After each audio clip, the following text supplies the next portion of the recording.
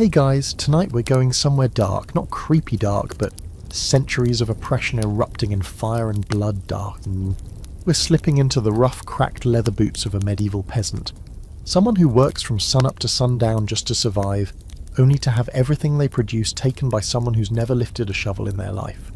Tonight, we're talking about why peasant revolts were so violent. And spoiler alert, it's because they kind of had to be. You probably won't survive this. So before you get comfortable, take a moment to like the video and subscribe, but only if you genuinely enjoy what I do here. Let me know where you're watching from and what time it is. I'm guessing it's late. Now, dim the lights, maybe turn on a fan for that soft background hum, and let's ease into tonight's journey together. Imagine this. You're born into a world where your job is decided for you before you even take your first breath. You will be a peasant, not by choice, but because your father was, and his father before him. Your family has farmed the same plot of land for generations, but don't let that word "your" fool you. You don't own anything. Not the house, not the land, not even the chickens pecking around your feet. Technically, it all belongs to the local lord, a man you may have never seen in person, but who demands a chunk of your harvest, a fee for using the communal oven, and another tithe to support the church. Yes, even baking bread has a surcharge. You wake up before dawn, the rooster crows like he's your cursed alarm clock, and you roll off a pile of straw that counts as a bed. Your hands are already blistered before the day begins. Every step through the muddy fields, every swing of the scythe, every aching bend of your back is a reminder. This is the only life you get. No matter how hard you work, you can't escape it. There is no promotion, there is no working your way up. You produce food, you pay taxes in crops and coin, and if there's a war, which there's always a war, you're expected to contribute your body or your sons. That's the deal. Forever. But let's be clear, you're not just poor, you're trapped. Feudalism is like a human terrarium. The nobles and clergy sit up in their castles and churches, pulling strings, writing rules, and bleeding you dry while they drink wine out of goblets big enough to bathe in. You're stuck in the mud, sometimes literally, watching your village crumble from disease, famine, or simple neglect. There are rules to this life, and every one of them is stacked against you. And it's not just physical suffering, it's psychological too. You're told this system is divine, that God wants you to suffer, and you'll be rewarded after death if you just keep your head down and your mouth shut. You see a priest once a week who tells you the poor shall inherit the earth, but conveniently he still lives better than you. You're taught obedience from childhood, scolded if you even imply that life could be better. And the noble class? They see you as something between a child and a beast of burden. Useful, dirty, and easily replaced. Now, picture this going on not for years, but for centuries. Entire family lines grow old and die without ever knowing a single moment of real power or autonomy. You go hungry while watching oxen fattened for noble feasts. You bury siblings lost to plague while the Lord builds another hunting lodge. That kind of inequality doesn't just wear you down. It burns, it simmers, and eventually, under the right conditions, it erupts. So when we ask, why were peasant revolts so violent, we're asking the wrong question. The better question is, how could they be anything else? Violence is often the only tool left when every other voice has been silenced. It's not calculated, it's feral. It's not clean, it's chaotic. And it usually starts with something small, a raised tax, a brutal punishment, a food shortage. And then one day someone throws the first stone, the whole village watches, then another joins, then 10, then 100. And just like that, the pot boils over. Here's a historical moment for you. In medieval France, there were laws that allowed lords to demand that peasants use the lord's mill, the lord's wine press, and even the lord's oven. If you dared to bake your own bread at home, you could be fined, or worse. Can you imagine that? Working all day in the fields and then getting punished for trying to make your own loaf of bread to survive. That's not just oppressive, it's humiliating. And humiliation has a way of fermenting into rage. Now, for a quirky little detail. Some peasants believed that certain noble families were literally monsters, half demons in disguise. There were rural legends about lords with tails, or who drank blood, or who made pacts with the devil. These stories weren't just folklore, they were emotional coping mechanisms. If someone is treating you like livestock, your brain starts to dehumanize them back. Because if they are monsters, it's okay to fight back. And speaking of fights, historians still debate what the actual tipping point is in most of these revolts. Was it always economics? Sometimes it's religion, sometimes it's political shifts, Sometimes it's just a charismatic leader with a good yelling voice. It's still not entirely clear why some villagers revolted, and others stayed quiet even when conditions were equally bad. The fuse was everywhere, but no one knows exactly what lit it or why. But here's the truth. Peasant revolts were never just about food or taxes or even freedom. They were emotional, raw, personal. They were about the unbearable weight of a life you didn't choose, and the brutal, terrifying decision to throw everything into chaos because anything had to be better than this. And once that decision was made, oh boy, there was no going back. The moment someone shouts, "Enough!" everything changes. You're no longer just a farmer or a herder or a cobbler. You're part of something electric, something terrifying, a crowd, a mob. The very air changes, thicker, hotter, full of shouts and boots on dirt and the smell of sweat mixed with adrenaline. Pitchforks get pulled from barns, scythes too. That was supposed to be tomorrow's work, but now they're weapons. Torches, oh yeah, someone's already lit one. The sky isn't even dark yet, but you know it's going to be a long night. You push toward the centre of the village square, where people are gathering fast, so fast you barely notice your feet are moving with them. It's like gravity's shifted. You don't even remember deciding to join, it just happens. Because it's not just one person rising up, it's everyone, all at once. The tax collector's cottage is the first to go. He's not even home, but his door gets kicked in anyway. Parchment scrolls are torn up like dead leaves. Some poor kid tosses a jug of ale through the window, and the glass shatters like the last bit of patience. Why is it always this sudden, this explosive?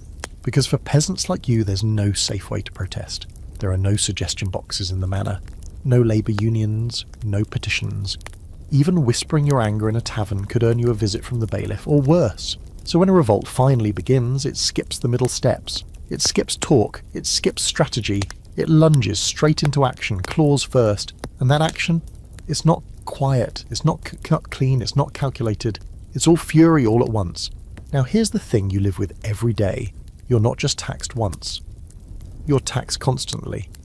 There's the taille, a kind of head tax, then the tithe, 10% to the church, then the banalities, fees to use the Lord's tools and facilities. If your neighbour borrows your donkey and it breaks a leg, you still owe a fee. Even when you marry, you pay a fee. Even when you die, your family pays a death duty before your soul can rest. You work to pay these off all year long, and if you fall short, there's punishment. Jail, public flogging, or just losing your land altogether. And let's not forget forced labour. It's not enough to tend your own patch of dirt. Several days each year, you're required to work the Lord's fields for free. It's called the corvée, and it's treated like a favour to your ruler. No complaints allowed. Think about that for a second. You're essentially a part-time slave, and that's considered normal. So when peasants do rise up, they don't hold back. That tax office? Burned. That manor house? Ransacked. That bailiff who beat your cousin last winter? Dragged into the street screaming? You don't have polished armour or forged steel, but you have numbers, you have fire, and you have rage honed over decades. It's not even about survival anymore. It's about dignity. And after a lifetime of scraping in the dirt, a man with a pitchfork and a grudge can be very, very dangerous. Quirky detail here. Some of these taxes were paid in animals. One record from 14th century England shows a man paying his debt with a live goose, 3 chickens, and a single eel skin. Yes, an eel. Not even the full eel, just the skin. And if you think that sounds ridiculous, imagine trying to carry your tax payment in a squirming, honking sack while your kids cry from hunger at home. That kind of absurdity makes rebellion feel not only necessary, but downright funny, in a bitter, gallows humour kind of a way. And even though this fury feels justified, it's not without risk. Some people try to calm the crowd. They warn that retaliation will be swift, that the nobles have guards, horses and iron, but they're drowned out by chanting, by cheers, and by that thud. The one that means the door's just been broken off its hinges. There's a window smashed. Someone's already looting. You can't stop this wave now, even if you wanted to. But why not just protest peacefully, you wonder?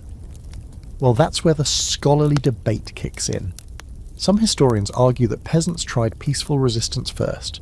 They petitioned, they pleaded, they offered compromise, but those efforts were ignored or crushed, sometimes violently. Others suggest that the culture of the time simply didn't imagine peace as a possibility. Power was kept or always taken, never given. So revolts were shaped by the world that made them, brutal, unequal, and soaked in fear.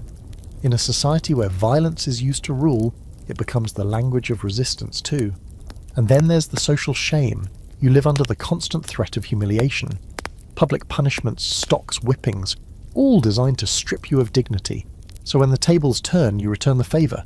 It's not enough to kill the bailiff. You strip him, parade him, maybe even make him recite the laws he once used to extort you. It's about more than revenge. It's about flipping the script, even if just for a moment. As twilight falls, the rebellion spreads like spilled oil. Neighbouring villages see the smoke. They send messengers, maybe even join in. The rage spreads not because someone planned it, but because the system is the same everywhere. You may not have maps or messengers, but word travels fast when it's soaked in fire. And even though you know, this won't end well, there's something euphoric about it. About shouting in the face of centuries. About tearing down the things that kept you small. For the first time in your life you feel tall. Not because you've grown, but because the people who look down on you are suddenly, terrifyingly on the ground. This night won't last, you know that. Tomorrow might bring soldiers, or gallows, or worse. But for this one dusk-lit hour with the manor house crackling behind you and the whole village gathered like a storm on legs, you feel something wild and dangerous hope. Let's talk about hunger. Because in this story it's more than just a growl in your belly. It's the fuse, the kindling, and sometimes the match. In a peasant's world, food is never guaranteed. You can do everything right.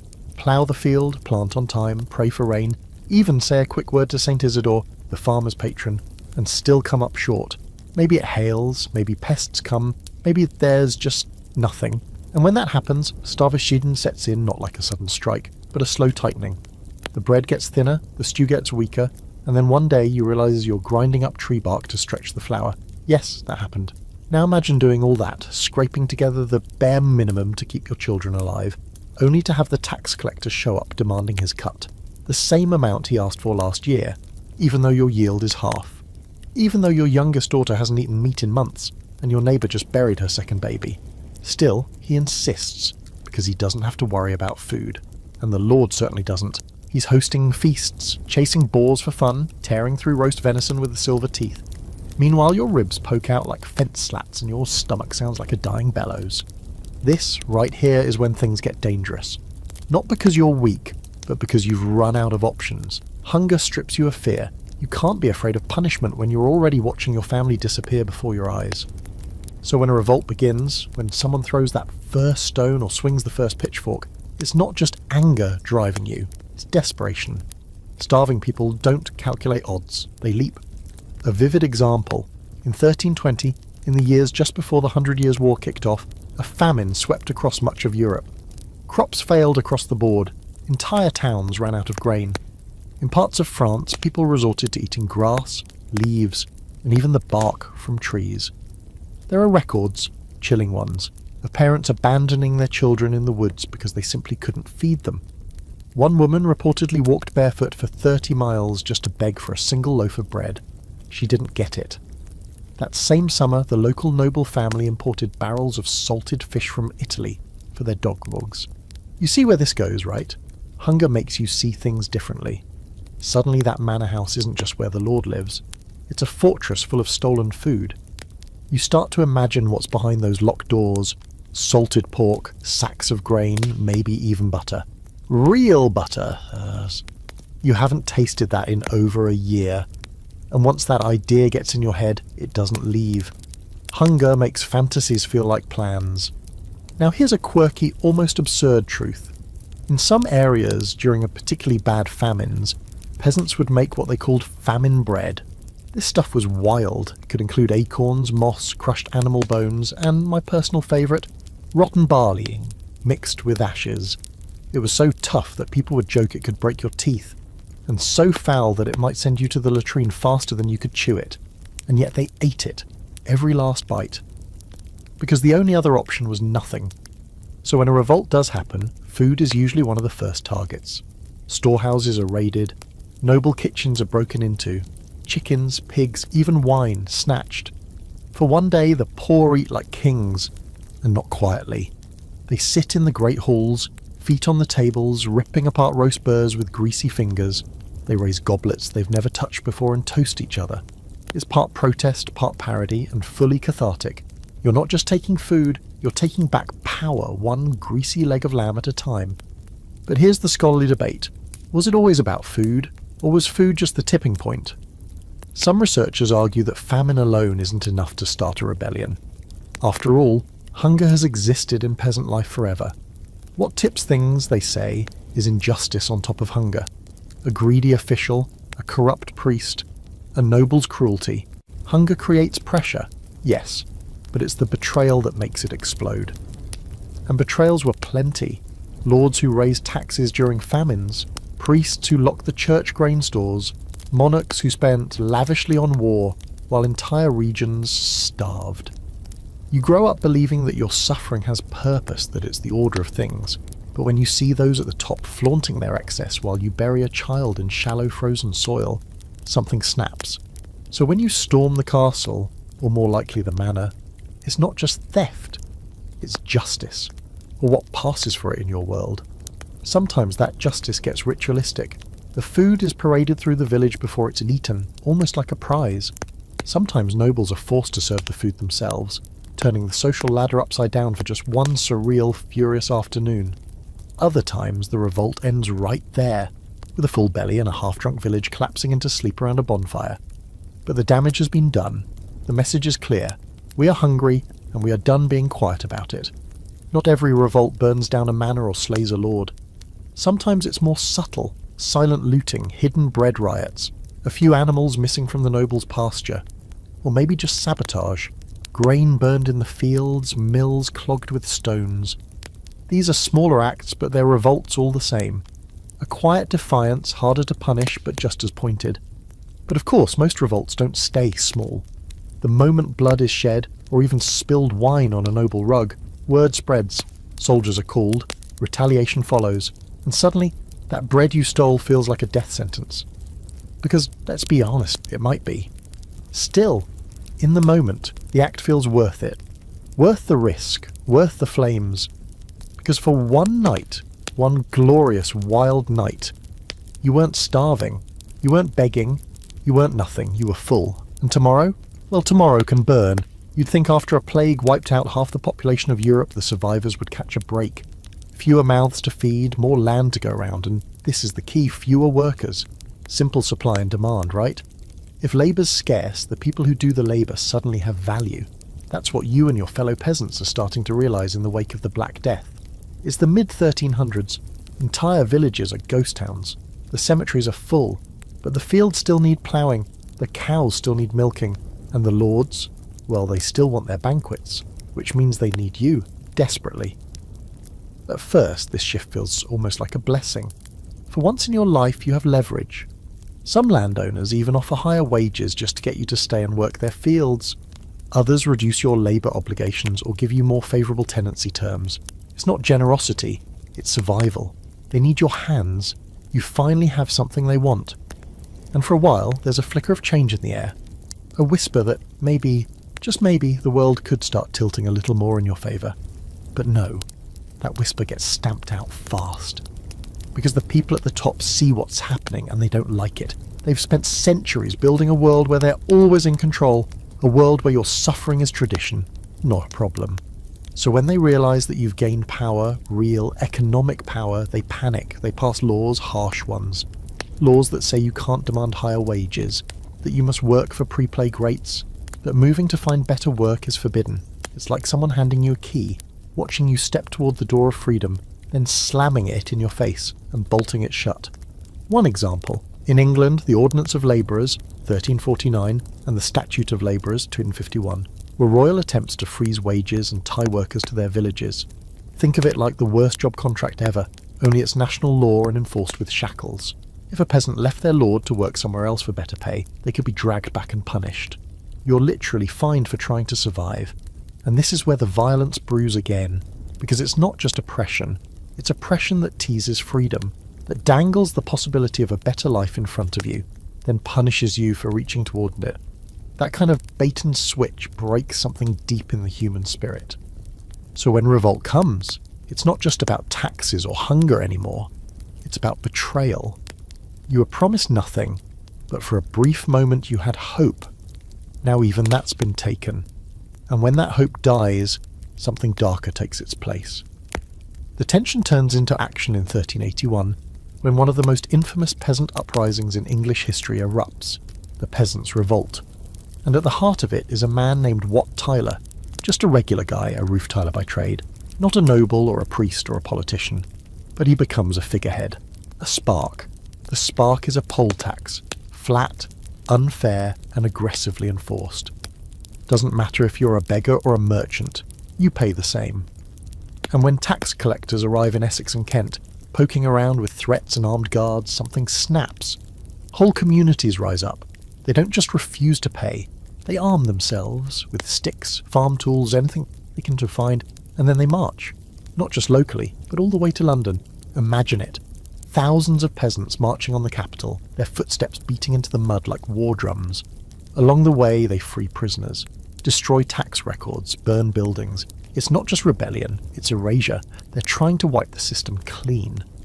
Here's a quirky fact. During this revolt, rebels broke into the Savoy Palace, one of the richest homes in London, belonging to John of Gaunt. It's a powerful noble. They found barrels of fine wine, and instead of drinking it, they smashed every single one. Why? Because this wasn't about indulgence. It was about fury. They didn't want what the nobles had, they wanted justice. And justice, in their eyes, meant destruction. By the time the rebels reach London, King Richard II, only 14 years old at the time, is forced to face them. He meets the crowd, makes promises, assures them their demands will be met. He says, "We are all equal now." And for a brief, dazzling moment, it seems like something historic might actually change. Then Wat Tyler is murdered, just cut down, during a second meeting with the king, no trial, no warning, and the promise of equality, dead with him. What follows is a brutal crackdown. Rebels are hunted, executed, and scattered. Heads are put on spikes, villages are punished. The king's promises vanish like smoke. Historians still debate whether the revolt ever had a real shot. Some say the movement was too chaotic, too emotional, lacking the organisation needed to bring about systemic change. Others believe the revolt was a turning point, a moment that forced the ruling class to realise that peasants were no longer willing to suffer quietly. Even if the immediate results were grim, the idea had been planted, that the poor could rise, that fear could go both ways. And here's something most people forget. After the revolt, the poll tax is never collected again. It's gone. The king won, sure, but not completely, because he knows now what peasants can do when cornered. The nobles know too. There's a scar on the memory of England now, and it whispers a warning to every lord who thinks he can push too hard. So while the peasants don't win the war, they win something just as important: recognition. The violent noise of their uprising echoes in the halls of power for generations. And even if history tried to write them off as a mob of angry fools, the truth is this: they were people who saw a brief chance at change, reached for it, and bled for trying. And if the system had been fair, just a little fairer, maybe they never would have picked up those pitchforks in the first place. You're sitting in the back pew of a cramped, candle-lit village church. The air smells like wax and damp stone, and there's a dull murmur of coughing from the folks around you. You're here every Sunday, not out of choice, but because it's what you've always done, what everyone's always done. The priest stands at the altar in a robe stitched with gold thread, a man who lives better than anyone in your village, but never does a day's physical work. He's talking about obedience, submission, the will of God, and as he drones on, something in your gut twists. Because outside your kids are hungry, your rent is due, and your fields are barely growing anything this year. But then, something different happens. One Sunday, there's a new priest visiting from a nearby town. He's louder, sharper, and his words sting in a good way. He talks about justice, about how the Bible never said kings should hoard while the poor starve. He quotes scripture that you've never heard before, verses about the meek inheriting the earth and the sins of the rich. You're not educated, but even you can tell. This guy is saying the system isn't just broken, it's sinful. And that right there is the beginning of something dangerous. Because if you've been told all your life that your suffering is holy, that your position in life is ordained by heaven itself, then hearing the opposite shakes your world. Suddenly, your pain isn't sacred, it's the result of corruption. Suddenly it's not just your body that's chained, it's your soul. And that realization? That's revolutionary. In the late Middle Ages, religion wasn't a side dish to daily life. It was the main course. The church controlled education, land, law, and even time itself. The calendar was filled with feast days, fasts, and saints' days. The bells rang morning, noon, and night. If the church said jump, you didn't ask how high. You just jumped. Because eternity was on the line. So when that same institution started producing voices of rebellion, priests who sided with the peasants, it turned everything on its head. One of the best-known examples comes out of England again, in the person of John Ball, a radical priest who becomes the spiritual backbone of the 1381 Peasants' Revolt. Ball had a reputation for preaching outside the church's strict authority. He was jailed more than once for saying things like, "When Adam delved and Eve span, who was then the gentleman?" In other words, if God created everyone equal, where did all this hierarchy come from? You hear that from a priest and suddenly your rage has moral weight. You're not just fighting for food anymore, you're fighting for your soul. Not every rebel priest stands at the pulpit though. Some preach from hedgerows or crossroads. Some slip into villages under cover of night, delivering their sermons to crowds of farmers with soot-streaked faces and mud-caked boots. These are illegal gatherings, but people show up anyway, because for the first time someone is telling them they're worth something. Now here's the quirky twist. Some of these preacher rebels believed that the end of the world was near. Seriously. They pointed to famines, plagues, eclipses, all of it, as signs that the Last Judgment was coming. And in their view, revolt wasn't just political, it was apocalyptic. They believed Christ would return soon and reward those who rose up against injustice. So you weren't just storming the manor, you were clearing the path for heaven. Of course, not everyone in the church was on your side, far from it. The official line was always obedience. You were told to be content in your station, to pay your tithes, to confess your envy, and accept that suffering brought you closer to God. Bishops and abbots lived like kings, sat on vast land holdings, and commanded armies of monks who owned more sheep than your entire region had people. When rebellion threatened the status quo, the church responded with fire and sword, blessing noble armies before they crushed revolts and excommunicating anyone who dared challenge the hierarchy. But here's the kicker. Even those who supported you didn't always want full revolution. Some reform-minded priests just wanted the church to act more like Christ, humble, generous, loving. Others had grander visions, a society without nobles, where property was shared, where no one starved or ruled by birthright. These visions never quite agreed with each other, and that tension splintered movements before they even had a chance to grow. Scholars still debate the real role of the church in these uprisings. Was it a source of hope or control, a place of resistance or obedience? The truth is, it was both. Religion gave the peasant rebellions a language to articulate their pain, but it also served as the shield their enemies used to justify slaughter. The Bible could be a sword or a chain, depending on who was holding it. You begin to understand why so many revolts felt like holy wars, why peasants would march under banners with saints on them, or paint crosses on their chests before battle. They weren't just risking their lives, they believed they were saving their eternal souls. And when you believe that deeply, you don't fight carefully.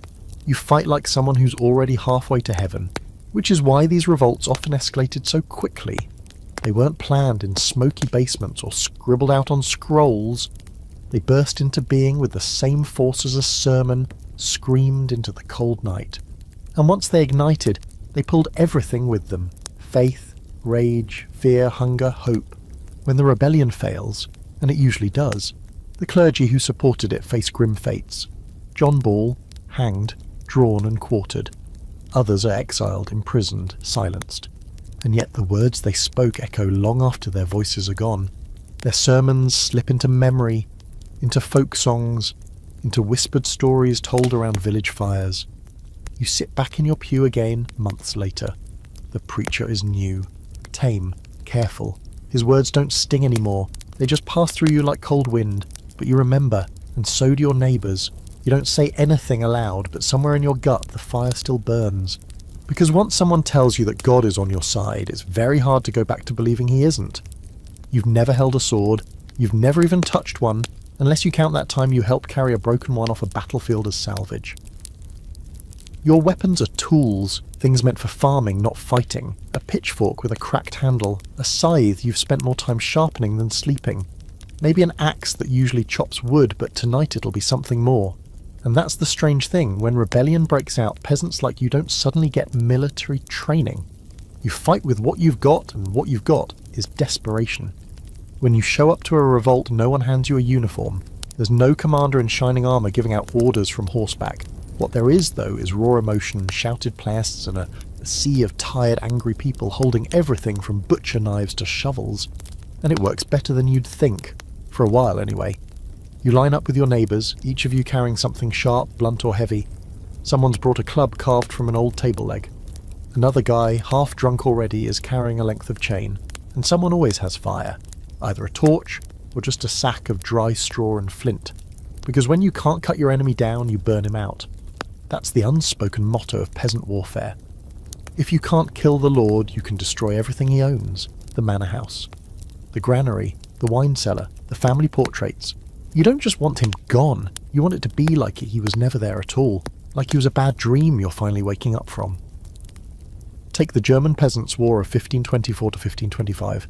This was no tiny village revolt. It was massive. Hundreds of thousands of peasants, craftsmen and lower-class townsfolk rising up across the Holy Roman Empire. And yes, they were armed, with sticks, flails, hammers, and a particularly terrifying invention. The Morning Star, a wooden club studded with nails. A blacksmith's protest, basically, turned into a medieval nightmare. These rebels burned over 1,000 castles, monasteries, and noble homes. They weren't just rebelling against taxes or labour obligations. They were going after the entire structure of feudalism, and they wanted to smash it into so many splinters that it could never be rebuilt. And they had a cause. They'd written it down. The 12 Articles, a kind of peasant manifesto. It was shocking not just because it existed, but because it was reasonable. Demands like fair rent, the right to hunt and fish, the abolition of serfdom, and the crazy part. Many of the ideas were inspired by the teachings of Martin Luther, the Protestant reformer. Quirky twist. When Luther found out the peasants were using his name to justify rebellion, he panicked. He sided with the princes, called the rebels mad dogs, told the nobles to crush them, and crush them they did. Tens of thousands of peasants slaughtered in retaliation. Entire villages wiped out, bodies left as warnings on the roadsides. It was one of the bloodiest peasant uprisings in European history, and it ended with the same lesson carved into every survivor's memory. Power doesn't just resist change, it erases those who try to demand it. Now back to your own two hands. You know full well your farming tools won't match the weapons of trained knights. They have armour, horses, steel blades that gleam in the sunlight and cut through bone like butter. But you have rage, you have numbers, and you have a terrifying advantage. You're not trying to live through this. Knights fight to win. You fight because you have nothing left to lose. That makes you reckless, unpredictable, dangerous. And it's not just men swinging the tools. Women join the fray too, yelling, throwing stones, wielding kitchen knives or hammers. Kids carry messages, bring water, scavenge for anything that can be turned into fuel. Your entire community becomes a militia overnight. Not trained, not disciplined, but alive, pulsing with the need to finally be heard. Here's something that doesn't get mentioned in most dusty history books. Sometimes your weapons are symbolic, like the boiling water tossed from second-story windows onto passing soldiers, or the piles of manure strategically placed to block a lord's carriage, or the pig dressed in noble clothing and paraded through town as a mockery. That's what makes peasant violence so unnerving. It's personal, it's messy, it's creative. A knight swings a blade and walks away. A peasant makes a point, even if it's with a dead chicken, nailed to a manor door. And historians still argue about just how effective these DIY armies really were. Some say they were hopeless from the start, doomed by lack of coordination and military strategy. Others point out that in certain battles, sheer numbers and brutal tactics gave peasants the upper hand, at least temporarily. Like in the early stages of the German Peasants' War, where the rebels actually managed to seize control of territories, force negotiations, and even defeat some noble forces in open combat. But then, the retaliation came, and it always came hard, which is why, in every revolt, there's that terrifying moment when you realise you've crossed a line, a point of no return. Maybe it's when someone sets fire to the Lord's grain stores, or when a noble is pulled from his horse and beaten to death with a shovel. You look around and realise, this is war now. There's no hiding under your bed and pretending you were sick when the army comes through. You're in it. And when the noble troops do show up, marching in with banners and polished armour, swords gleaming in the sun, you know how this ends. It always ends the same. You'll run, some will die, some will be hanged. But maybe, just maybe, the message will stick. The fire you started won't be so easily extinguished. The manor will be gone, the tax records turn to ash, and the people who watch it all from the sidelines, they'll remember. Because even if your weapon was just a hoe, you swung it like it was justice itself. London smells like sweat, sewage, and wood smoke, and the air tastes like something halfway between adventure and disaster. You're walking down the cobbled streets in a crowd that doesn't feel like a crowd anymore. It feels like a force. It's the summer of 1381, and the Peasants' Revolt has surged all the way into the beating heart of the kingdom. You and thousands of others have made it past the guards, the city gates, and the nervous murmurs of townsfolk watching from their windows. You're standing where kings rule and laws are written, and for the first time in your life, you're the one in control. The English government has been bleeding the countryside dry with taxes, and the final straw was a poll tax, flat, inescapable, and unfair. It wasn't even the first time they'd done it. This was the third round in just 4 years. The poor had nothing left to give, and yet the collectors came anyway. When people refused to pay, things turned ugly. They sent men with clubs and swords to enforce it. Families were beaten, girls were searched, houses were torn apart. That's when you decided enough was enough.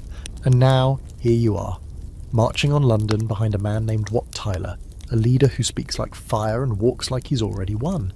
He's not a noble or a general, he's a commoner like you, a craftsman. But when he raises his voice, people listen.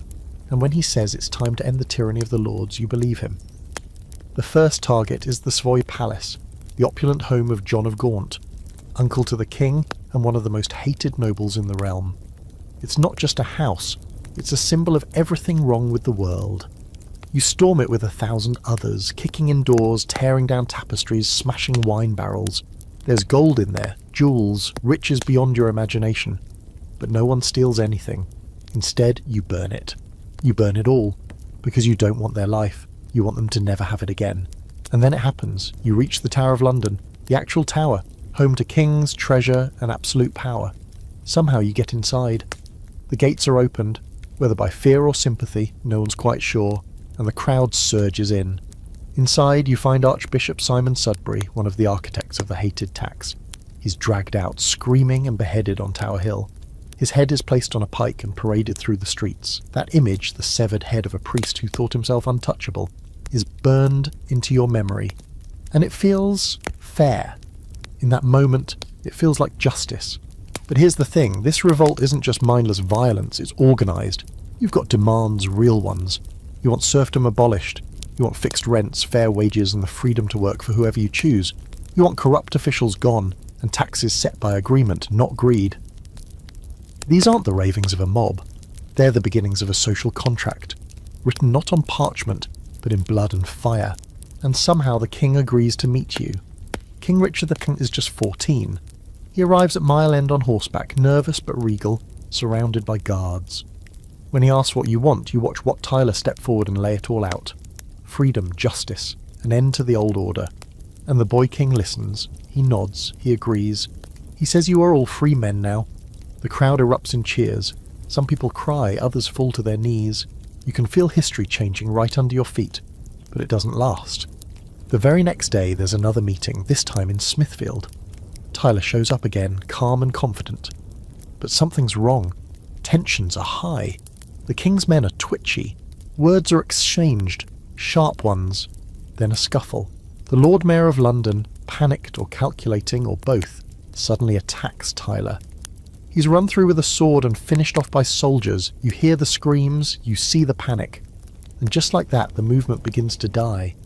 The king steps forward, perhaps braver than anyone expected, and shouts, "You shall have no captain but me." For a moment it works. The crowd, stunned and leaderless, begins to disperse. But it's not because they trust him. It's because the dream they clung to, of real, radical change, was just murdered in front of their eyes. What follows is a betrayal so sharp you can taste it.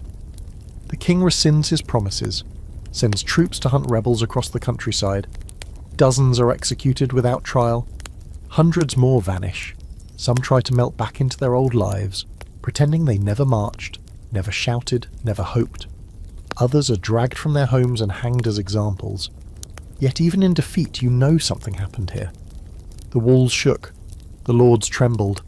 For a brief, radiant week, peasants ruled London. And even if the rebellion failed on paper, the message etched into the city's stone and into the nobles' memory is unmistakable. The people can rise, and next time they might not go home so easily. Here's a weird footnote for you. The head of Simon Sudbury, the Archbishop, was supposedly preserved after his execution. It was kept at a church in Canterbury, his skull displayed in a niche for centuries. People would visit it, stare into the hollow sockets. It became a kind of morbid reminder of what happens when power ignores the pain of the poor. Historians still argue about how close this revolt came to real success. Some say it was doomed the moment they stepped into London. Others believe that if Tyler hadn't died, if cooler heads had prevailed, the whole feudal system could have been rewritten. Either way, what's clear is that the violence wasn't mindless, it was pointed. It was aimed at symbols, castles, palaces, tax records, arrogant men. It wasn't chaos, it was a reckoning. So you leave the city changed. Maybe you slip back to your village. Maybe you never say a word about what you saw. But every time the taxman knocks, you remember London. You remember the torchlight, the cheers, the smell of burned velvet. And deep down, you know, so does the king. You're trudging through the damp forested edges of the Swabian Alps, boots soaked, hands blistered and stomach rumbling, again. But this isn't another trip to market or a long slog between farmsteads. This time you're with thousands of others, all poor, all angry, and all ready to bring the wrath of heaven and hunger down on the heads of your oppressors. It's 1525, and what began as a few scattered complaints in the German countryside has erupted into a tidal wave of revolt. This is the German Peasants' War, the largest and bloodiest peasant uprising in all of Europe's long, grudge-heavy history. Unlike the sudden, burning fury of England's 1381 uprising, this revolt bubbles up over months. Years, even. Tensions build slowly in towns and villages throughout the Holy Roman Empire. It starts with whispered complaints about taxes, tithes, and greedy nobles. Then come the meetings, secret half-legal gatherings in barns and forest clearings. Eventually there's organisation, articulated demands, printed pamphlets. You've got a cause, a structure, and something dangerously close to a movement. For peasants, this is practically a revolution with branding. It all coalesces around the 12 Articles, a kind of revolutionary wish list written by peasants and their more educated allies. The language is humble, polite even. If it should be found that one or more of the articles is not in accordance with the word of God, it reads, such article shall be null and void. They're asking for things like fair rent, an end to serfdom, and the right to choose their own pastors. You know, wild, unthinkable demands like not being treated like property. This is where things get spicy, because just a few years earlier, a monk named Martin Luther had nailed his famous 95 Theses to a church door in Wittenberg, challenging the corruption of the Catholic Church. You and your fellow peasants hear these teachings and feel a little lightning bolt inside. The church is corrupt, salvation doesn't require obedience to bishops, God is on the side of the faithful, not the powerful. That sounds an awful lot like what you've been saying, just with better Latin. And so many peasants believe Luther is with them. They quote his writings, they cite his challenges to authority. They brand their rebellion not just as a social uprising, but a spiritual one. This isn't just about landlords, it's about the kingdom of God on earth. You're not a rebel, you're a reformer. A foot soldier in the army of divine justice. With that in mind, a rusty scythe suddenly feels a lot like a holy weapon. But then Luther, safe and dry behind his desk, hears about the uprising and immediately panics. He publishes a vicious pamphlet called Against the Murderous, Thieving Hordes of Peasants. Not exactly subtle. In it he calls for the princes, yes, the same people the peasants are rising against, to smite, slay and stab the rebels without mercy. It's a full-blown betrayal. You might have copied his words onto your banner. Now he's calling for your blood. Still, the rebellion continues, and for a while it seems to be working. Peasant armies, more like armed mobs really, begin taking towns and castles. They loot monasteries. They redistribute food. They even set up local councils to make decisions. It's chaotic, sure, but it's a real challenge to the feudal order. You watch a count's castle go up in flames and feel something strange in your chest. Not just satisfaction, but possibility. Quirky detail here. Many rebels carried banners with images of the bundschuh, a peasant's tied leather shoe. It became the unofficial symbol of the uprising, A middle finger to the silks and spurs of nobility. You're not just rebelling, you're declaring who you are, poor, shoeless and furious. But your army isn't really an army. There's no training, no discipline. Leadership changes by the day, and you've got more enthusiasm than strategy. Meanwhile, the nobles are organising. They gather soldiers, hire mercenaries, and bring in knights who've fought real wars. They don't care about your articles or your prayers. They want you dead, or at least quiet enough to disappear again into the dirt. The retaliation comes fast. Cities fall one by one, rebel camps are crushed, and the executions relentless. In some places, defeated peasants are hung from trees in rows, left there as warning signs. Others are beheaded, mutilated, or burned alive. The total death toll climbs to somewhere between 100,000 and 300,000. That's not just a failed rebellion, it's a massacre. Historians still argue over what went wrong. Some say the movement collapsed because it lacked unity.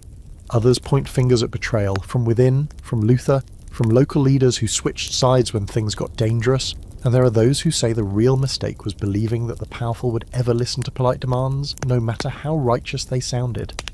But here's the thing. Despite the blood, the losses, the utter devastation, you don't regret rising up. Not really. Because for one fleeting moment the peasants of Europe looked their lords in the eye and said, "We see you. We're not afraid anymore." And that vision, that dream, doesn't die with a sword in the gut. It lingers. It lingers in the burned fields and empty towns, in the whispers passed down through families, in the poems and pamphlets buried beneath floorboards, even in the church, which quietly starts to reform in response to the pressure, and in the legal codes that decades later begin to shift just a little in favour of commoners. You limp away from the ruins of your village, your weapon long discarded, your hands black with soot. You've lost friends, land, maybe even hope. But you've also seen something impossible, a world where peasants dared to write their own future. It didn't work this time, but it happened, and now everyone knows it can happen again. Pay taxes and feed soldiers whether they're friend or foe. You're stuck in the middle, as usual. Armies pass through, trampling your crops and requisitioning your livestock, meaning they just take it. Bandits swarm in behind them, and the lords who swore oaths to protect you? Nowhere to be found. They've holed up in fortified castles, throwing lavish feasts while villages like yours are picked clean by war, hunger and disease. At this point, being a peasant in northern France feels like standing at the bottom of a well while everyone above argues about how best to drown you. And then comes the moment, always that moment, when everything snaps. A small skirmish turns bloody. A noble insults someone's dead son. A village burns for no reason at all. Maybe you hear the news from your cousin in Clermont. Peasants in the region have started rising up. At first it seems impossible. Surely no one would be mad enough to attack the nobility outright. But then word spreads that a manor house was stormed, the lord's family killed, and the whole place burned to the ground. And instead of stopping there, the rebels kept moving, village to village, house to house, a fast-moving storm of rage with pitchforks. You join without really planning to. It's not like there's a sign-up sheet. Someone passes through your village, talks about vengeance and justice and taking back what's yours, and suddenly you're on the road, gripping a hoe like it's a sword. You're not trained. You're not even properly dressed. But you're part of something now. 1,000 Jacquelines and Jacques, all with one message. If the nobles won't protect the people, then the people will come for the nobles. And come for them, you do. Unlike other revolts, the Jacquerie is pure fury. There's no central manifesto, no long list of demands. It's more eruption than movement. The anger is direct, violent, and deeply personal. It doesn't matter whether a lord was particularly cruel or merely complicit in the system. To the rebels, they're all guilty. You break into manor houses and drag out the men. You torch their homes. You don't just kill the nobles, you make a point of it. Brutality for brutality. Men are hacked apart in the streets. Women and children too. The rage doesn't spare them. For peasants, who have watched their own families die nameless and unavenged for generations, mercy feels like a luxury their oppressors never earned. Historians still debate the exact number of deaths, but contemporary accounts are chilling. In one instance, a noblewoman's entire household, family, servants, even the animals, was slaughtered. And this wasn't an outlier, it became a pattern. These weren't random murders, they were messages. This is what happens, you're saying. when the people you trample finally rise. But, and you already know where this is going, it doesn't last. The nobles, once stunned, quickly recover. They band together, rally what's left of their fighting force, and strike back with vicious speed. Their knights ride out, armoured and mounted, against peasants who barely have shoes. One noble army ambushes a group of Jacquerie rebels outside the town of Meaux. It's a slaughter. Hundreds are killed. Any survivors are hanged or mutilated. Captured rebels are tied to carts and paraded through town before their executions, public spectacles to restore fear. One name stands out in the records: Guillaume Calle, sometimes called William Calle, a peasant leader who somehow managed to hold together a part of the movement with enough charisma and clarity to briefly threaten actual change. But like so many before him, Calle is betrayed, invited to negotiations, promised safe passage, and then arrested, executed without ceremony. Another rebel turned cautionary tale. And here's your quirky detail. Some nobles took to wearing extra armour on their horses, not for protection, but to look heavier, more terrifying, like living statues of death. That's how afraid they were of the peasant rage they'd unleashed. The image stuck. In the months that followed, some lords had their portraits painted with a hand resting on a scorched helm, a subtle nod to their role in putting down the Jacquerie, as if they wanted to be remembered not for courage, but for their brutality. To this day, historians debate what the Jacquerie really meant. Was it a serious attempt to restructure society, a moment of pure vengeance, or just a spark in the long fuse of revolution? The lack of structure, the rapid escalation, and the sheer violence of the revolt make it hard to analyse with clean theories. But one thing is certain. For a few furious weeks in 1358, peasants did the unthinkable. They reminded the nobility that their power wasn't divine or eternal. It could be challenged, it could burn, and what's worse, for the lords at least, is that the rebellion's violence wasn't random. It was understandable. Peasants didn't wake up one day bloodthirsty. They lived their whole lives being treated like livestock, taxed into starvation, worked to death, and then blamed for their own poverty. The Jacquerie wasn't a glitch in the system. It was the system cracking apart at the seams. After it's over, you return to your village, or what's left of it. Your name isn't recorded in any chronicle. You won't be mentioned in history books. But your hands are cracked and blackened, your memories soaked in smoke, and your eyes have seen nobles beg. For a peasant, that's not nothing. And though the rebellion failed, the fear it left behind lingers. Noble families start building stronger walls, hiring more guards, and occasionally listening just a little harder when the harvest fails. Because now they know there's no such thing as a harmless Jacques. Not anymore. You wake up to the sound of hammers striking stone and voices shouting over the clang. Florence is always loud, always restless, always halfway between a prayer and a riot. The year is 1378, and the air stinks of sweat, tannins, and ambition. This isn't some muddy countryside village. This is a Renaissance city in bloom, with marble churches rising into the sky, and trade guilds battling for prestige like petty princes. But don't let the art and fountains fool you. For workers like you, Florence is just another gilded cage. And right now, the ones rattling that cage are the chompy, wool workers, dyers, spinners, and fullers, people at the very bottom of the economic food chain in one of the richest cities on earth. You're one of them. Maybe you drag soaking wool up steep alleys, reeking of dye and sweat. Maybe you spend 10 hours a day teasing out snarled threads with your fingernails, coughing from the fibres clogging your throat. Either way, your job feeds the wealth of this republic, but you're not allowed to vote in its politics, not protected by a guild, and certainly not respected. You're cheap labour in a finely stitched Florentine cloak, and the thread is about to snap. What sets this revolt apart from the others is the setting. This isn't farmland. This isn't a village revolt against some sneering baron. It's urban, industrial, organised by the standards of the day, and yet still deeply, viscerally angry.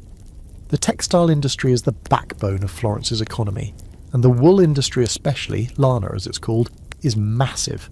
But within that proud, polished industry, the chompy are the bottom rung. They do the dirtiest work, take the lowest wages, and have no legal voice. They're not even recognised by the guild system. They're ghosts with calloused hands. And that silence, it's been festering for years. The spark comes not from hunger this time, but from politics and promises. Tensions between elite families and mid-level guilds create a kind of chaotic opening. There's a power vacuum, a chance to shake things up, and the Siompi, they see it. They move fast. In July of 1378 they rise. Not with torches and pitchforks this time, but with tools, fists and shouted demands.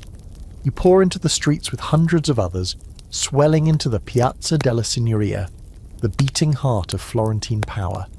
You shout for representation, for guild status, for fair wages, for the right to exist as more than invisible labourers. And unbelievably, you win, for a minute. The revolt takes the city by surprise. The Wool Guild leaders try to stall, then panic.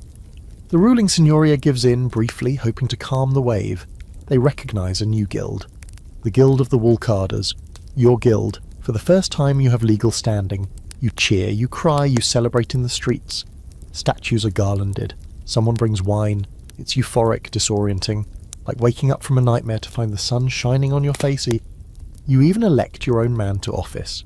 Michel di Lando, a former woolcomber turned spokesman, becomes the Gonfaloniere of Justice, the highest civic office in the Republic, a Sciompo in power. You blink at the news, stunned. Is this a joke? Is this Florence finally seeing the people who built her? But power's a strange thing. It's heavy, slippery, and quick to burn the hands that grasp it. Michel di Lando turns out to be complicated. He tries to play both sides, reformer to the workers, respectable to the elites. He hesitates, he compromises, and before long cracks appear. The Sciompi begin to split between moderates who want to hold the gains and radicals who demand more. Land redistribution, debt cancellation, and punishment for exploiters. Sound familiar? It's the same trajectory every peasant revolt follows: momentum, division, and betrayal. By August, the city elite begins to push back. They stir rumours of anarchy, whisper about chaos and heresy. And, this is key, they remind the middle classes that radical change threatens them too. It's an old trick: divide the poor, frighten the comfortable. It works every time. Tensions explode on August 31st. Armed guards loyal to the guilds clash with radical Sciompi in the streets. It's not a full-scale battle, but the message is clear: the dream is over. By September, the Sciompi Guild is dissolved. Di Lando steps down. New laws are passed to prevent any such movement from rising again. And the workers? Silenced, shoved back into the factories, their calloused hands still needed, but their voices muted once more. Here's your quirky footnote. After the revolt was crushed, the Florentine government made it illegal for any worker not enrolled in one of the official 21 guilds to participate in civic life. And naturally the new laws made sure no one like the Sciompi would ever get close to the halls of power again. It was a legal muzzle, tailored for the poor, stitched with fear. Historians love to debate whether the Sciompi ever had a real chance. Was it a flash of utopian idealism, or just a wild moment in a city caught between the medieval and the modern? Some argue that the Sciompi didn't think big enough. They got the right to form a guild but didn't demand real economic overhaul. Others say the movement was simply too radical for its time, too unsettling for a republic built on merchant wealth and careful hierarchy. But for those brief weeks in the summer of 1378, Florence bent. The streets echoed with the voices of men who usually couldn't even afford to speak in public. Their bare feet scuffed the floors of palaces. Their ideas made the city tremble. And even after it ended, the memory lingered like dye on fingers. Stubborn, hard to wash away. You go back to work, you card wool with raw knuckles and aching shoulders, but you remember. You remember standing in that square chanting with your brothers. You remember Michel di Lando's speech. You remember believing, for just a sliver of a season, that you mattered. And maybe that belief is dangerous. Or maybe it's necessary. Because now you've seen what happens when the lowest class in a jewel of a city stands up and demands to be counted, not as workers, but as citizens. You hear them before you see them. Hooves on shattered stone, the rhythmic clink of armour, the low deliberate thump of the marching boots. Then the banners appear, fluttering over rooftops like thunderclouds with gold trim. The noble militia has arrived, and no matter how far you run or how well you hide, this was always going to happen. Because when peasants revolt, when you really revolt, there's only one way the ruling class ever responds: with force, swift, merciless and public. But make no mistake, they're not just coming to stop you, they're coming because they're afraid. Terrified, actually. The great secret behind every violent peasant uprising is that the nobility fears the poor. Not mildly, not in theory. Deep down in the pit of their silk-lined guts, they are terrified that the people they exploit will one day turn around and bite. And when the bite comes, it's not a nibble. It's jaws, teeth, fire. You're not supposed to be scary, you're supposed to stay in your lane. Silent, obedient, hunched over in a field or sweating over a forge. You're supposed to shuffle past with your eyes down, bow at the right times and die quietly when the grain runs out. But revolts break that illusion. They flip the social script. Suddenly you are the one giving orders, dragging noblemen into the mud, shouting, demanding, burning. And nothing frightens a noble more than watching the people they've spent their lives standing on suddenly stand up. It's why they always retaliate with overwhelming violence. Not just to put you down, but to send a message to future rebels, to other peasants still weighing their options. They don't just want to win, they want to terrify.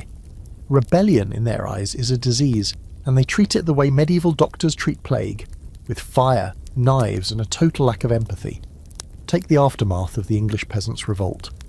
After the murder of Wat Tyler, Richard II promised peace, promised mercy, and then, within days, revoked every single concession.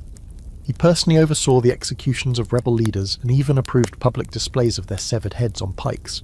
That wasn't law enforcement, it was theatre, a spectacle designed to remind the poor that even if they breach the gates of London, they'll never really win.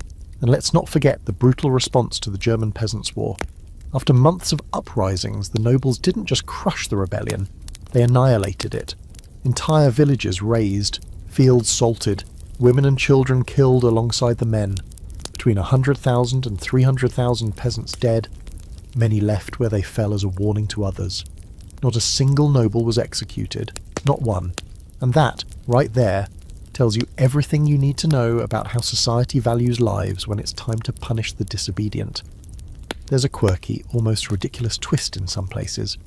After rebellions, nobles would literally rebuild the same manors that were burned down, exactly as they were, just to show they could. A peasant revolt destroys a castle? No problem, they'll build a bigger one, with thicker walls, and a gallows installed right out front this time, thank you very much. It wasn't about necessity, it was about control. A performance scripted in stone and funded by blood. And yet the fear never really goes away for them. That's why they overreact. That's why they build stronger fortresses, pass harsher laws and fund inquisitions to sniff out discontent before it sparks. Because deep down they know the truth. There are more of you than there are of them. Always have been, always will be. And when 1,000 peasants with pitchforks move with purpose, even the tallest tower starts to feel like a coffin. Historians still debate how much of this fear was rational. Were the nobles truly in danger of losing everything? Or were they just so addicted to power that the idea of resistance felt like existential collapse? Some scholars argue that many Revolts could have been calmed with small peaceful reforms, reduced taxes, land grants, basic rights, but instead the elite chose force every time, not because it was effective long term, but because it made them feel safe, temporarily at least. And don't think fear only came after a revolt started. No, often, revolts were prevented by displays of force so intense they bordered on madness. Like when a lord would randomly execute a few peasants pouring courage à les autres to encourage the others, or when entire villages were fined into oblivion because one person muttered something rebellious in a tavern. These weren't justice systems, they were preemptive strikes. Fear management, 14th century style. But you know what's strange? Sometimes it backfired. Sometimes the violence was so over the top, so cartoonishly cruel, that it inspired more uprisings. Word would travel, quietly, through gossip songs or travelling peddlers, about what happened in such and such village. About the woman who spat at the tax collector and got flogged. About the farmer who lost everything, snapped and killed a steward with a shovel. These stories weren't cautionary tales, they were legends, and they spread like wildfire. Not always quickly, but steadily, always. You feel that power in your bones, even after you return to your hovel. Your rebellion crushed, your friends dead or missing. You hear about a nobleman who won't ride alone anymore, a steward who doubled the guards on his grain wagons, a bishop who cancelled a sermon in the town square because of a security concern. And you realise they are still scared. That fear may be wrapped in armour and legal decrees, but it's real. And it's yours. You put it there. You and every rebel who ever lifted a hammer and said no more. So even if you lose, and you usually do, you leave a mark. On the cities, on the laws, on the psyches of the elite. Your revolt becomes part of a long, terrifying memory that rattles the keys in their belts and the gold in their pockets. They'll never say it out loud, but they know. They sleep in silk sheets only because you allow them to. And that's why when they come riding into your village in shining armour with death in their eyes, they don't just want to punish you. They want to erase the idea that you were ever brave enough to rise. They drag him out at dawn, still half asleep, one boot missing. He's coughing, maybe from last night's smoke, maybe from the blood in his mouth. His hands are tied with rough rope, and he stumbles on the icy stone steps of the manor house, that's now just a blackened husk. The crowd watches in silence as the noble is forced to kneel where he used to give orders. And then someone steps forward holding a rope, a fine rope, silk-bound, pulled right from the Lord's personal chambers. That's the point. Peasant justice is rarely subtle. It's deliberate, performative, and when it needs to be, unspeakably brutal. You'd expect peasants to simply kill. Quick, messy, and done, but you'd be wrong. In Revolt, justice isn't just about punishment, it's about symbolism. It's about turning the world upside down, even for just a moment. So when you finally catch the man who's bled your village dry for years, you don't just hang him, you hang him with his own robe, from the same rafters where he stored your stolen grain. Or maybe you pull his dining table outside there and use it as a stage, strip him of his silk and put him in rags, then read aloud the crimes he committed before the noose tightens. It's not law, it's theatre, a dark, furious performance for an audience that's been forced to watch suffering their whole lives. Now the roles are reversed. This wasn't just one event. Across rebellions you find this same pattern. Peasants delivering a kind of poetic justice. They burn tax records in the village square, chanting over the smoke like it's a ritual. They force nobles to carry their own furniture out of the manor before setting it ablaze. They boil stew in the manor's copper pots, serving it to the same villagers who've starved for months. Even the act of eating becomes rebellion. There's a recorded incident in Flanders where a tax collector was beaten, stripped and paraded through town in a wagon filled with mud, wearing nothing but a wreath of pig intestines. His crime? Raising grain levies during a famine. His punishment? Becoming the joke of the very people he once controlled. That kind of humiliation doesn't just sting, it lingers. It haunts. Because to you and others like you, dignity has always been a privilege. You're whipped in public, taxed in public, ridiculed in public. So when the uprising begins, it's not enough to win. You have to shame the oppressor. Strip him down in every sense until he feels even a sliver of what you've carried your entire life. And it's not just lords. Priests too. When they've betrayed the poor, hoarding food, selling forgiveness, backing noble brutality, face the same wrath. There's a moment in the German Peasants' War where an abbot is cornered and dragged from his monastery. He pleads for mercy, claims he never harmed anyone, but the villagers don't care. They make him walk barefoot through town, handing out bread and wine until he collapses. Then they torch the monastery, not for the loot, but for the message. Your holiness means nothing if it feeds only your own belly. Still, these acts, however satisfying, have consequences. Symbolic justice makes for incredible stories but dangerous optics. When the nobility sees how far the rebels will go, it gives them all the excuse they need to respond with civilized savagery. They'll call it law. They'll call it restoring order. But really, they're just answering spectacle with spectacle. Here's where it gets weirder. Some peasant movements staged mock trials. Actual scripted proceedings where accused nobles were brought before makeshift judges, often their former tenants, and tried for crimes against the people. Witnesses would testify, sentences were read aloud. Then came the punishment. Hanging, beheading, or, in one particularly disturbing case, forced exile followed by public stoning when the exile tried to sneak back into town. Were these real courts? Not exactly, but they followed a certain moral logic. If the regular justice system never saw the poor, then the poor would create their own system. And let's be honest, it wasn't always clean. Some revolts veered into outright cruelty. Entire households wiped out. Kids orphaned. People punished not for their actions, but for their bloodline. Not justice, just fury given free rein. Historians wrestle with this. Some argue that peasant brutality during revolts undermined their cause, that it made them look no better than the tyrants they opposed. Others say, understandably, that after centuries of dehumanization, You can't expect the oppressed to rise up gently. That expecting decorum from starving farmers is like expecting a punch to politely knock. And then there's the truth in between. Some rebels were just cruel, others wanted revenge, plain and simple, but most were trying to reclaim something more fragile than land or wealth. Dignity. That thing nobles never had to think about, and peasants were never allowed to have. Reclaiming it meant flipping the social script, even if only for 1 hour, one village, one dying scream. There's a story, probably exaggerated but still worth telling, about a noble in Burgundy who during a revolt was forced to serve at a peasant feast. He poured wine, scrubbed dishes, fetched firewood. At first the villagers mocked him, then they grew quiet. One woman wept as he knelt to refill her bowl, and afterward no one killed him. He was sent away barefoot, carrying his own torn coat. Some say he became a monk. Others say he went back to his castle and never punished a soul again. Who knows? Quirky? Sure, but also haunting. Because it hints at something deeper. That maybe, just maybe, beneath all the fury and fire, peasants didn't just want revenge. They wanted recognition, to be seen, to be treated as human.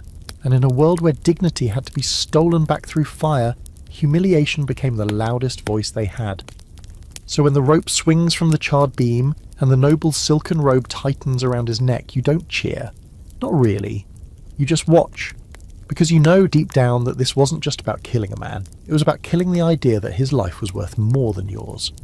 You hear the rumour before you hear the truth. That's how it always starts. A whisper in the tavern, someone muttering by the well, an old woman swearing she saw soldiers marching in the distance. The taxes going up. The miller's son was taken. The lord's horse was found dead, and they're blaming us. You try not to react. You nod slowly, keep your eyes on your hands, pretend not to care. But the tension is already slithering under your skin.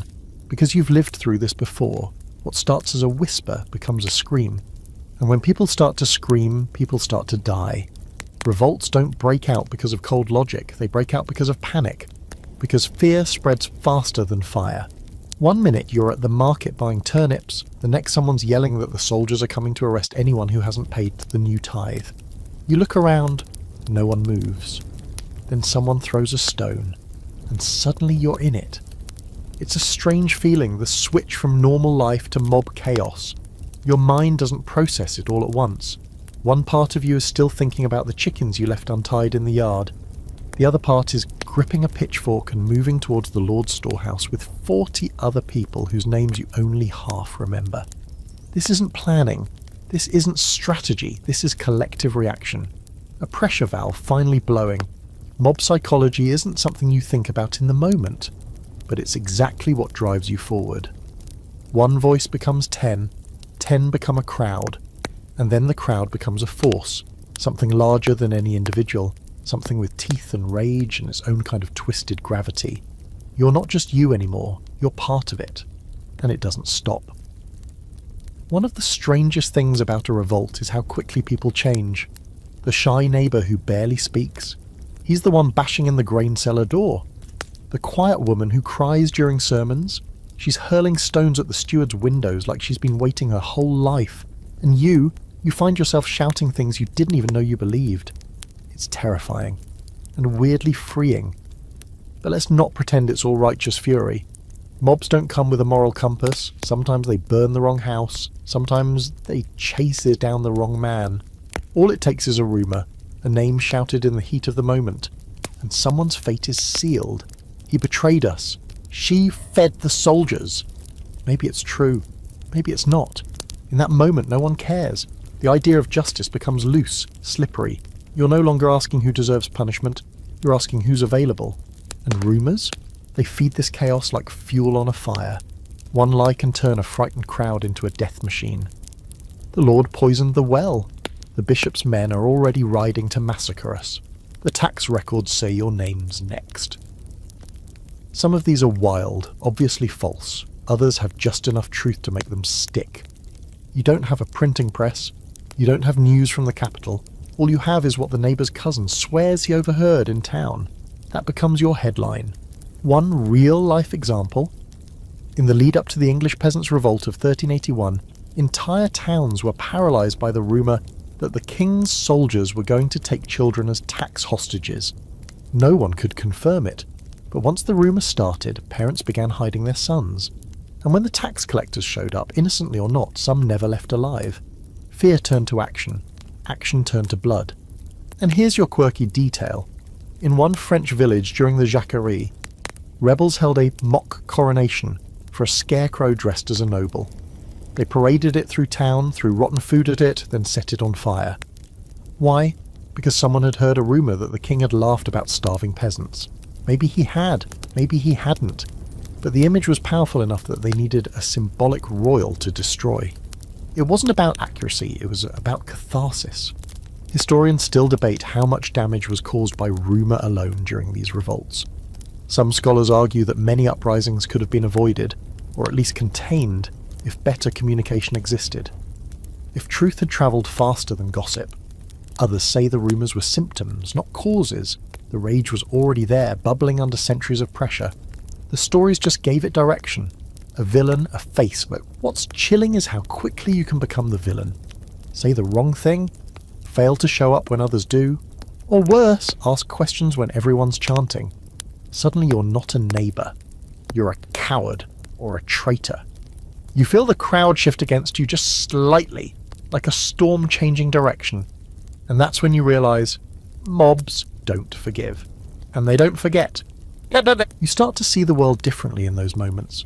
You begin to understand how panic isn't just fear, it's transformation. It reshapes people. It takes decent, desperate folks and turns them into executioners, arsonists, looters, but not evil ones, just scared ones. And fear, when shared, becomes something almost holy, something people kill for. And when it ends, and it always ends, you're left with silence, and smoke, and a hole in your gut where the adrenaline used to be. You try to piece together what happened, who did what, who died, who fled, but it's all blur, faces screaming, hands grabbing, doors kicked in. Somewhere in there, someone you knew was dragged from their house. You think you remember cheering, or maybe you stayed quiet. You're not sure anymore. Later, when the soldiers come to clean up, when they ask who led the revolt, who started the fire, who shouted first, no one remembers, or maybe everyone does and pretends not to, because in the heat of it all, it was all of you and none of you, a living, breathing beast made of hunger and fear and fury. Mob psychology is rarely logical, but it's always human. And the most dangerous part? It feels right while it's happening. It starts with a song, a slow mocking chant, rising from the back of the crowd like the smoke curling upward from a lit torch. Down with the lords, up with the land, or something cruder, rhymed, rhythmic and almost cheerful. And just like that, the rebellion becomes a performance. Not just a riot, but a kind of grim pageant.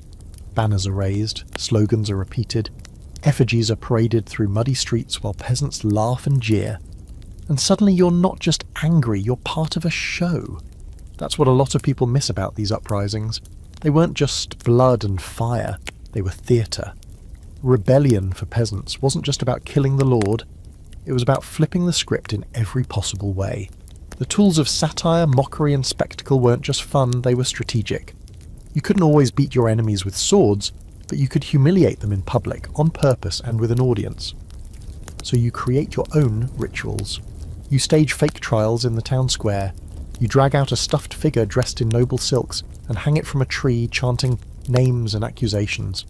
Someone might wear the bishop's hat they stole and march in circles, preaching about how much gold God needs to forgive your sins. It's absurd, it's dark, and it's effective. Because when power has been used to dehumanize you for your whole life, mockery becomes power of its own. You've seen it before, the way peasants laugh when they dance around a stolen sword, or when they put noble armour on a pig and pretend it's the baron come to collect taxes. These things seem silly, even petty, but they matter. They take fear, your fear, and turn it into something loud, ridiculous, defiant. You're not cowering anymore. You're laughing. And that terrifies them more than rage ever could. In one German village during the Peasants' War, rebels stormed the manor, looted the chapel and then held a fake mass. The priest's robes were worn by a pig. The altar was turned into a dinner table. They passed around a stolen goblet filled with turnip stew and pretended it was holy wine. And the villagers? They roared with laughter. But underneath the laughter was a knife, a message. Your power isn't sacred, it's stupid, and we're not afraid of it anymore. In another case, in France, a rebel leader delivered a mock sermon from the top of a manure pile, wearing the tax collector's hat while shouting blessings for the noble order of the starving bellies. People cheered. Some wept. Others threw handfuls of dirt like it was incense. No one could tell if it was a joke or a revolution, and that was the point. Scholars have long debated what to make of this kind of pageantry. Some dismiss it as simple catharsis, poor people blowing off steam. Others argue it was political theatre at its sharpest. When your enemy wears robes and jewels and speaks in sermons and laws, you don't beat him by imitating him. You mock him. You rip the costume off, show the seams and turn his image into a punchline. That's how you deconstruct power. And let's not forget, most peasants couldn't read. They couldn't write pamphlets or organise secret newspapers. So instead, they used their bodies, their voices, their presence. They made noise. They turned protest into processions, burnings into ceremonies, violence into ritual. This wasn't chaos. It was choreography. Even executions took on a theatrical flair. When nobles or tax officials were caught and punished, the sentence was often preceded by a reading of charges, a litany of crimes shouted in rhyme, rhythm or song. Sometimes it was funny, sometimes it was horrifying, but always it made the victim symbolic. No longer just a man, but a representation of the system. You didn't just hang a baron, you hanged injustice, greed, betrayal. That's what the crowd saw. That's what you told yourself as you watched. There's a story, probably exaggerated, but too good not to share, of a peasant woman in Bohemia who danced barefoot on the table of a noble family she helped drive out. She danced for hours, they say, while others played music on looted instruments and waved banners made from the nobles' bed linens. That night, the manor burned. But what everyone remembered wasn't the fire, it was the dance. And here's your quirky twist. Some revolts had musicians, not just as background noise, but as part of the actual uprising. Drummers who set the pace for a march, fiddlers who played during looting, singers who led chants and songs, some of which lived on for generations, protest ballads, rebellion lullabies, folk tales with a beat. These weren't just battle cries, they were memory. Oral histories stitched into melody. What does that say about rebellion? That even when drenched in blood and grief, it still found room for rhythm, for performance, for meaning. The peasants didn't just want change, they wanted a story to tell about the change. One where they weren't just victims or villains, but protagonists. People who rose up, who wore stolen robes and danced in firelight and said, "Look at us, we exist." Historians are still unpacking this. Was the theatre of revolt just a coping mechanism? Or was it a kind of social magic casting spells through satire to invert a broken world? No one agrees, but what's certain is this. Rebellion wasn't just a blade, it was a show. And the poor were both the performers and the audience. Finally, for once, on stage. You remember that chant, the one you sang when you marched with the others? You still hum it sometimes, quietly, while you work, while you feed the fire. Because even after the stage is torn down and the banners burn, the echo remains. And maybe one day someone will pick up the tune again. She stands in the doorway, arms crossed, lips pressed into a line so sharp it could slice through bone. Behind her, a fire crackles. Before her, the street is filling with shouts and footsteps. You expect her to close the door, you expect her to pull the children inside, but she doesn't. She steps out into the cold night with a rolling pin in one hand and a jug of oil in the other. Tonight she's not baking bread, she's building barricades. You've been told revolts are a man's game, ploughs turned to pitchforks, suns rising in defiance, bearded labourers stomping into manor houses. But in every rebellion you've witnessed or heard about in whispers, women have been there, elbow deep in the chaos, yelling louder than anyone, throwing stones, sharpening blades, handing out food, and, on more than a few occasions, leading the charge. The assumption that women sat quietly by while their husbands rebelled? A fiction written by the same hands that ignored their hunger. Think of the cities, the markets, the wells. These are the spaces women inhabit, the arteries of daily life. When the price of bread spikes, women notice first. When tax collectors arrive, it's often women who answer the door. When sons are conscripted or husbands vanish into dungeons, it's mothers and wives who are left to pick up the pieces, and in some cases, to fight back. Take the 1590s bread riots in France. The spark? Grain shortages and speculation, of course. But it was women who filled the town squares, overturned carts, and screamed down officials. Their chants were about food, yes, but they carried a sharp edge. If our children starve, you'll eat smoke. Not exactly poetry, but it got the point across. In the English Peasants' Revolt of 1381, women didn't just march, they organised. One woman, Johanna Ferreur, was later identified by chroniclers as one of the key figures in the storming of London. She didn't merely accompany the rebels, she led the mob that captured and executed the king's treasurer. That's not a support role, that's front and centre. Of course, they tried to erase her afterward. The usual method, dismiss her as hysterical, dangerous, an aberration. Because women in revolt are always made out to be either harpies or ghosts, never leaders. But you know better. You remember her voice carrying through the smoke louder than the bells. You remember her saying, "If we're going to die anyway, let's at least die fighting." In Germany's Peasants' War, women fought, looted, and in many villages, held down the fort while the men went to the front lines. When the nobles retaliated, they didn't bother making exceptions. Hundreds of women were executed alongside the men. If you think that discouraged female involvement, it didn't. It only hardened it. You can take a mother's food, you can take her land, but take her children and she'll come for you with whatever she can grab, even if it's just a pot of boiling lard. Here's a quirky one. During an uprising in Florence, a group of wool workers' wives stormed the office of a merchant who'd been cutting wages. They didn't kill him. They stripped him, tied him to a wheelbarrow, rolled him through the streets while singing work songs. The crowd laughed until it cried. When the city cracked down, those women were arrested not for assault, but for public indecency. Because apparently the worst crime isn't violence, it's making a powerful man look ridiculous. And there's power in that, isn't there? In mockery, in visibility, in refusing to be invisible when the world demands it. You, as a woman in revolt, are terrifying not because of your weapon, but because your presence alone violates the rules. You're not supposed to shout, not supposed to strike, certainly not supposed to win. So when you do all three, the system doesn't just crack, it panics. Historians still debate just how central women were to these movements. Some claim their participation was spontaneous, emotional, more about survival than politics. Others argue that women often served as the emotional heart of rebellion, the ones who made the stakes real. After all, when the harvest fails, who buries the child? When the Lord raises rents, who watches the house rot from the inside out? Political theory is fine, but lived experience, that's a call to arms.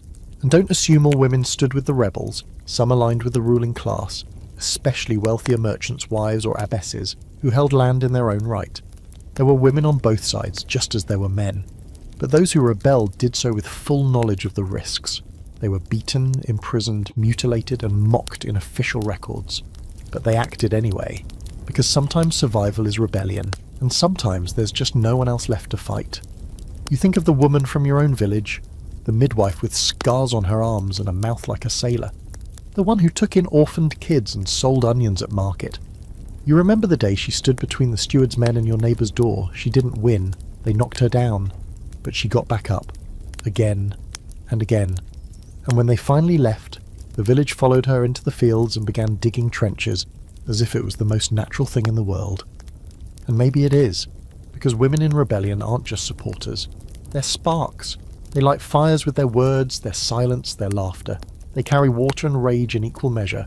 They know exactly what's at stake and they act accordingly, not out of impulse but out of purpose.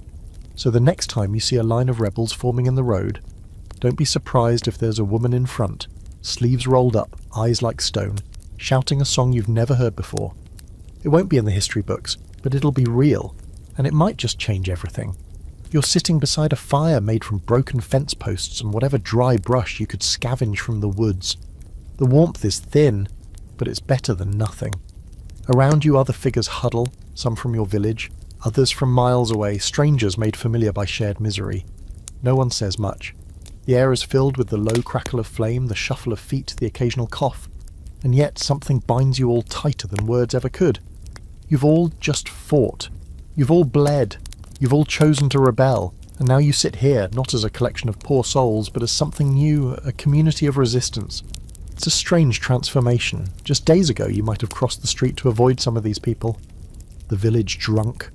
That sullen man who never looked anyone in the eye.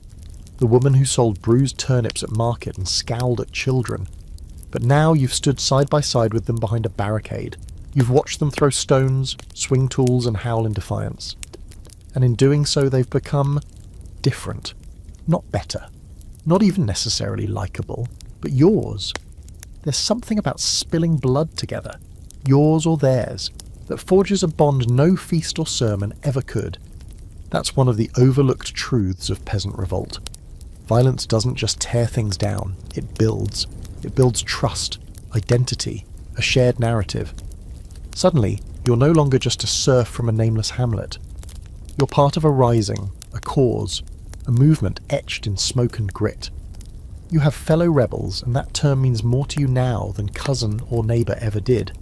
There's historical precedent for this. Plenty, actually. In the 16th century uprisings that swept through the Low Countries, whole networks of rebels formed overnight. Groups that had nothing in common before, cattle herders, fishermen, wandering labourers, found themselves linked by common grievances and common enemies. They shared food, tools, shelter, songs, some even gave themselves names, brotherhoods, bands, companies, not military units but social ones, formed not by command but by experience. In the English Peasants' Revolt, the rebels who reached London referred to each other as comrades or brothers, even when they barely knew one another. The shared act of marching, of risking everything, replaced years of division. And that shift? It mattered, because the lords and tacksmen had always relied on one thing to keep the poor in line: isolation. Divide and conquer, they say. Keep the villagers suspicious of each other, and they'll never unite. Well, that tactic stops working the moment someone throws the first stone. Here's a quirky fact. In several regions of Germany during the Peasants' War, rebels created makeshift field churches after burning down the local chapels that had aligned with their oppressors. They gathered in clearings, passed around shared bread, not consecrated, just plain bread, and declared it a new communion. Not a sacrament, but a solidarity ritual. No gold cups, no Latin, just hands, mouths, and crumbs. It wasn't religious in the traditional sense, it was tribal, a declaration that they didn't need the old structures anymore. They had each other. And once you felt that, truly felt it, you don't forget. Even if the revolt fails, even if the hangings come, you go to the scaffold knowing someone will remember your name. Not a noble, not a chronicler, but a fellow rebel who watched you hold the line when things got ugly. Maybe they'll sing about it. Maybe not, but they'll know, and that's worth something. It's why even in the face of overwhelming violence, rebels often stand their ground.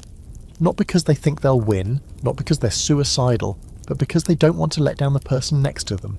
You're not just fighting for your rights anymore. You're fighting for the man who gave you his last chunk of bread, for the woman who stitched your torn tunic with shaking hands, for the child who passed messages between camps under cover of night. It's loyalty born in the furnace.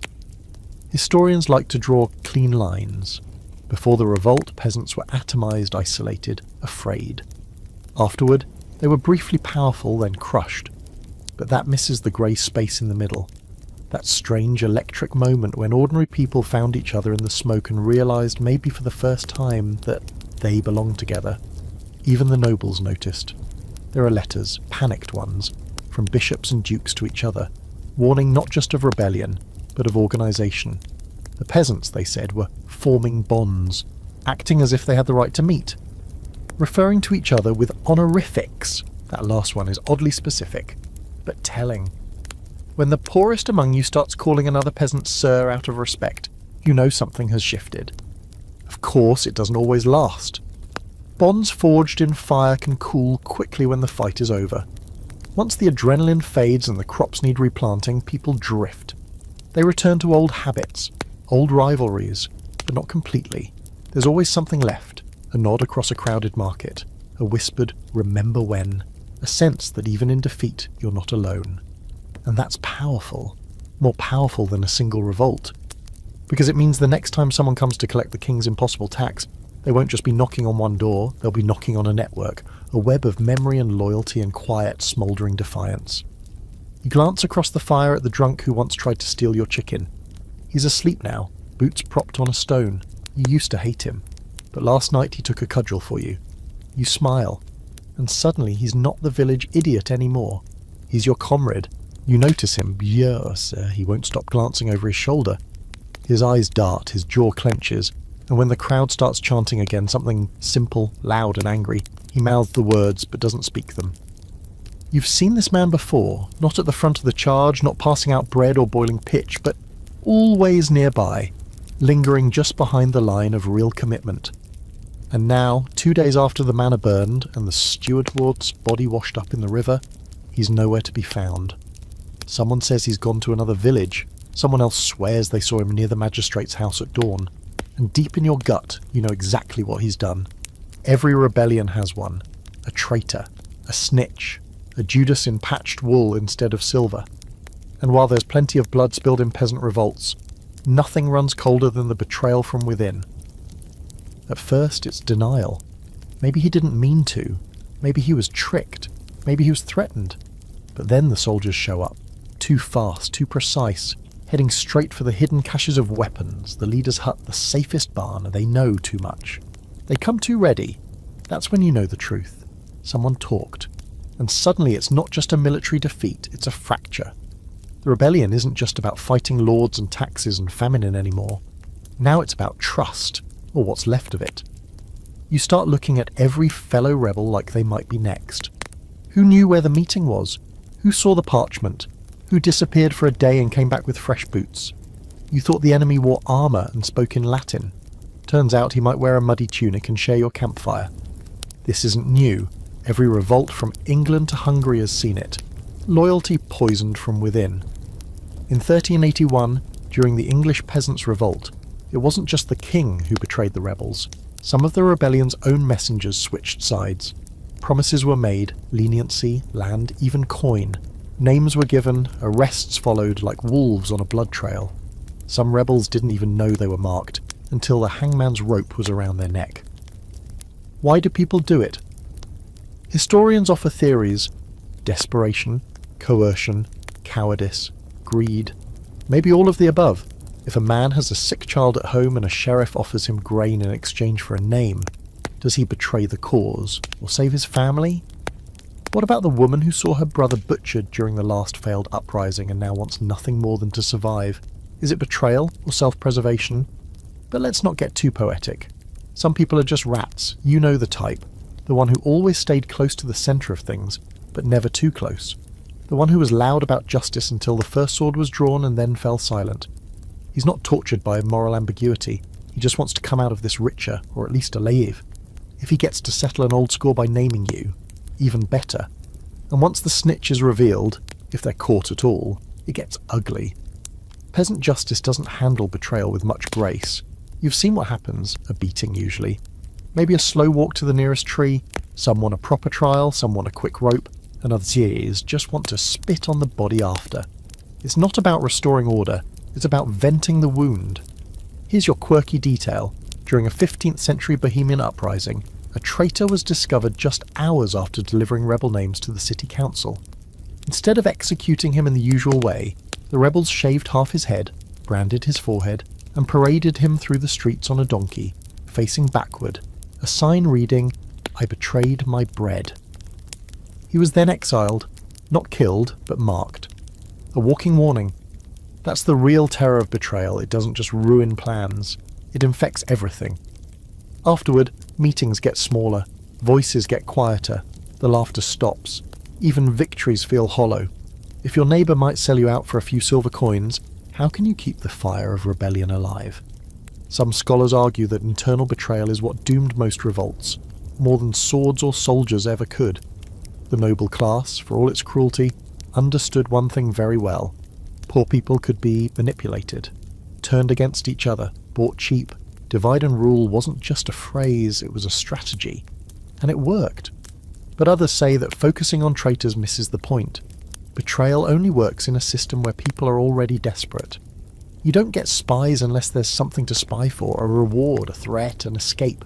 If the system weren't so brutally unequal, the poor wouldn't need to turn on each other.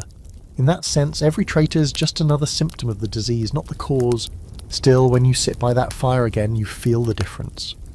The warmth doesn't feel as comforting, the silence feels heavier. Every shadow could be a listening ear, every smile could be a lie. You try to hold on to the memory of the bond, of shared risk, of unity, but now it's tangled in suspicion, and that's the real damage. Not the names given or the leaders captured, but the slow decay of trust. Because revolution depends on more than weapons and fury. It depends on believing that the person beside you won't shove a knife in your back. Once that belief dies, everything else starts to die with it. So you guard your words, you meet eyes less often, you move a little farther from the fire. And when someone asks who led the raid last night, you say you don't know, even though you do. The church bell rings out across the hills, low and solemn, calling you to mass. It's not optional, it never is. Even with smoke still curling from the edges of your village, even with men hiding in the woods and women scrubbing blood out of linen, you're expected to show up, hats off, heads bowed, ready to pray. You walk slowly, limping a little, ribs still sore from the last round of punishment. You don't know what the priest will say this morning. Maybe something about peace, maybe something about obedience. But odds are, he won't say a word about the rebellion, because that's the church's favourite trick, to pretend revolts aren't happening until they're too loud to ignore. The church is everywhere. It's in your calendar, your taxes, your marriages, your meals. It's where you go to bury your dead and where your children are baptised. It's the largest landowner in the country, and sometimes the only place with enough food left to eat. It's also, depending on the priest in the parish, your ally, or your worst nightmare. In theory, the church is supposed to care for the poor, feed the hungry, shelter the oppressed. You've heard those sermons. You've read, or more likely had someone read to you, the parts of scripture that speak of justice and humility. And sometimes that's exactly what happens. There are priests who look out for their flocks, who hide rebels in their cellars, who share bread from the altar when famine hits. You've seen it. You've been saved by it. But you've also seen the other side. The bishop who owns 3 manors, the friar who drinks like a king and condemns rebels while lounging on a stolen cushion, the abbey that locks its grain stores during a harsh winter because the monks have their own mouths to feed. You've watched church officials show up after the Lord's soldiers, blessing the blades, reciting prayers over corpses, telling widows to forgive and pay their tithe anyway. The ones who declare rebellion a sin and submission a virtue, even when that submission means starvation. The church's role in peasant revolts is one of the great contradictions of medieval life. It's both a shield and a sword, a sanctuary and a snitch, and you never quite know which version you're going to get until the doors are closed and the sermon begins. One infamous example. During the German Peasants' War, rebels begged the clergy to mediate. They quoted scripture, argued that their demands were in line with Christian teachings. Some priests agreed. They even marched with the rebels, carrying crosses instead of swords. But the higher-ups, the bishops and abbots, they called for extermination. Luther himself, the so-called voice of reform, condemned the revolt in savage terms. "Let everyone who can smite, slay and stab," he wrote.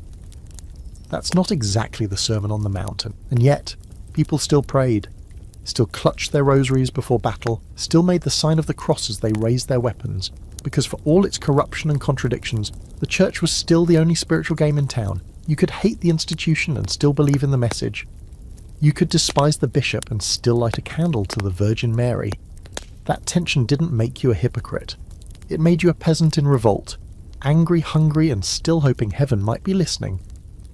There's a quirky little episode from a 14th century uprising in southern Italy, where rebels stormed a monastery and forced the monks to serve them dinner, on silver platters, of course. When one of the monks tried to preach at them during the meal, the rebel leader stood, raised a goblet of stolen sacramental wine, and said, "Tonight, Father, we will dine like bishops and sin like kings." Then they made the monks bless the meal. Holy mockery in its purest form. But for every monastery that was raided, there was another that stood firm for the people.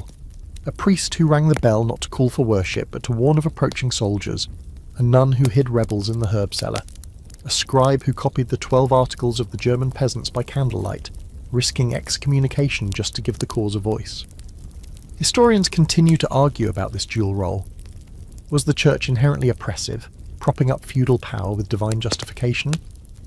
Or was it a fractured institution, pulled between its wealth and its message? The answer, like most truths, is inconvenient, both. Some within the church saw themselves as shepherds, others saw themselves as landlords, and the peasants? They were either sheep to protect or tenants to fleece, depending on who was holding the crozier.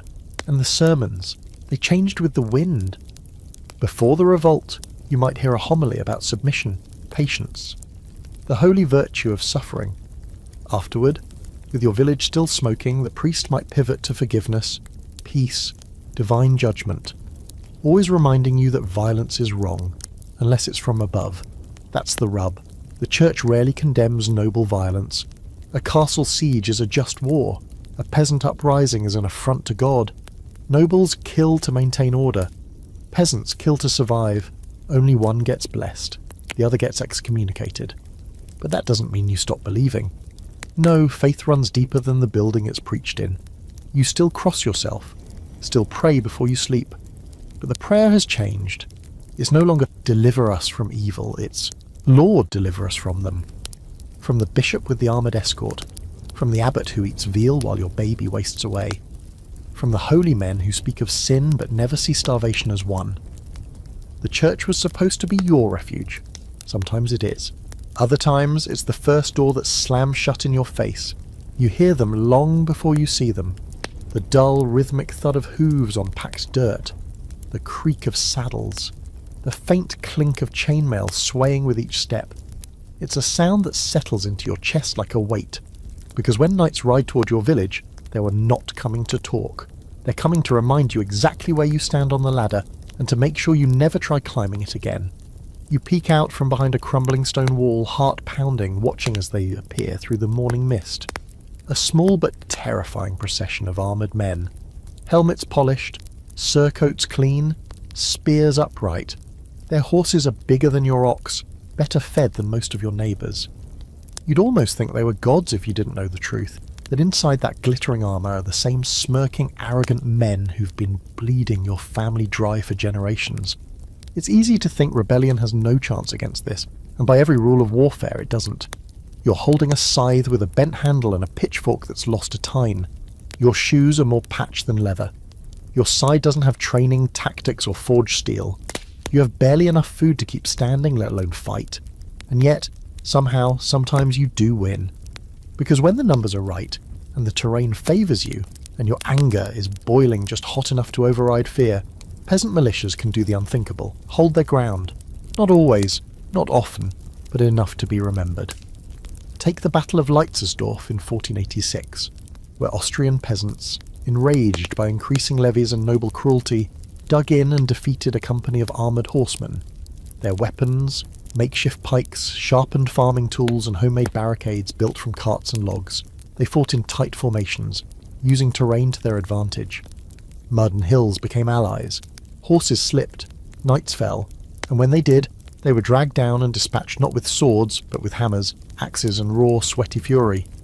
What makes peasant armies so dangerous isn't their gear, it's their mindset. Knights fight for glory, for lords, for pay. You fight because you have no choice, because your daughter hasn't eaten in days, because your father was flogged for missing a tithe, because you're tired of bowing to men who've never lifted anything heavier than a wine goblet.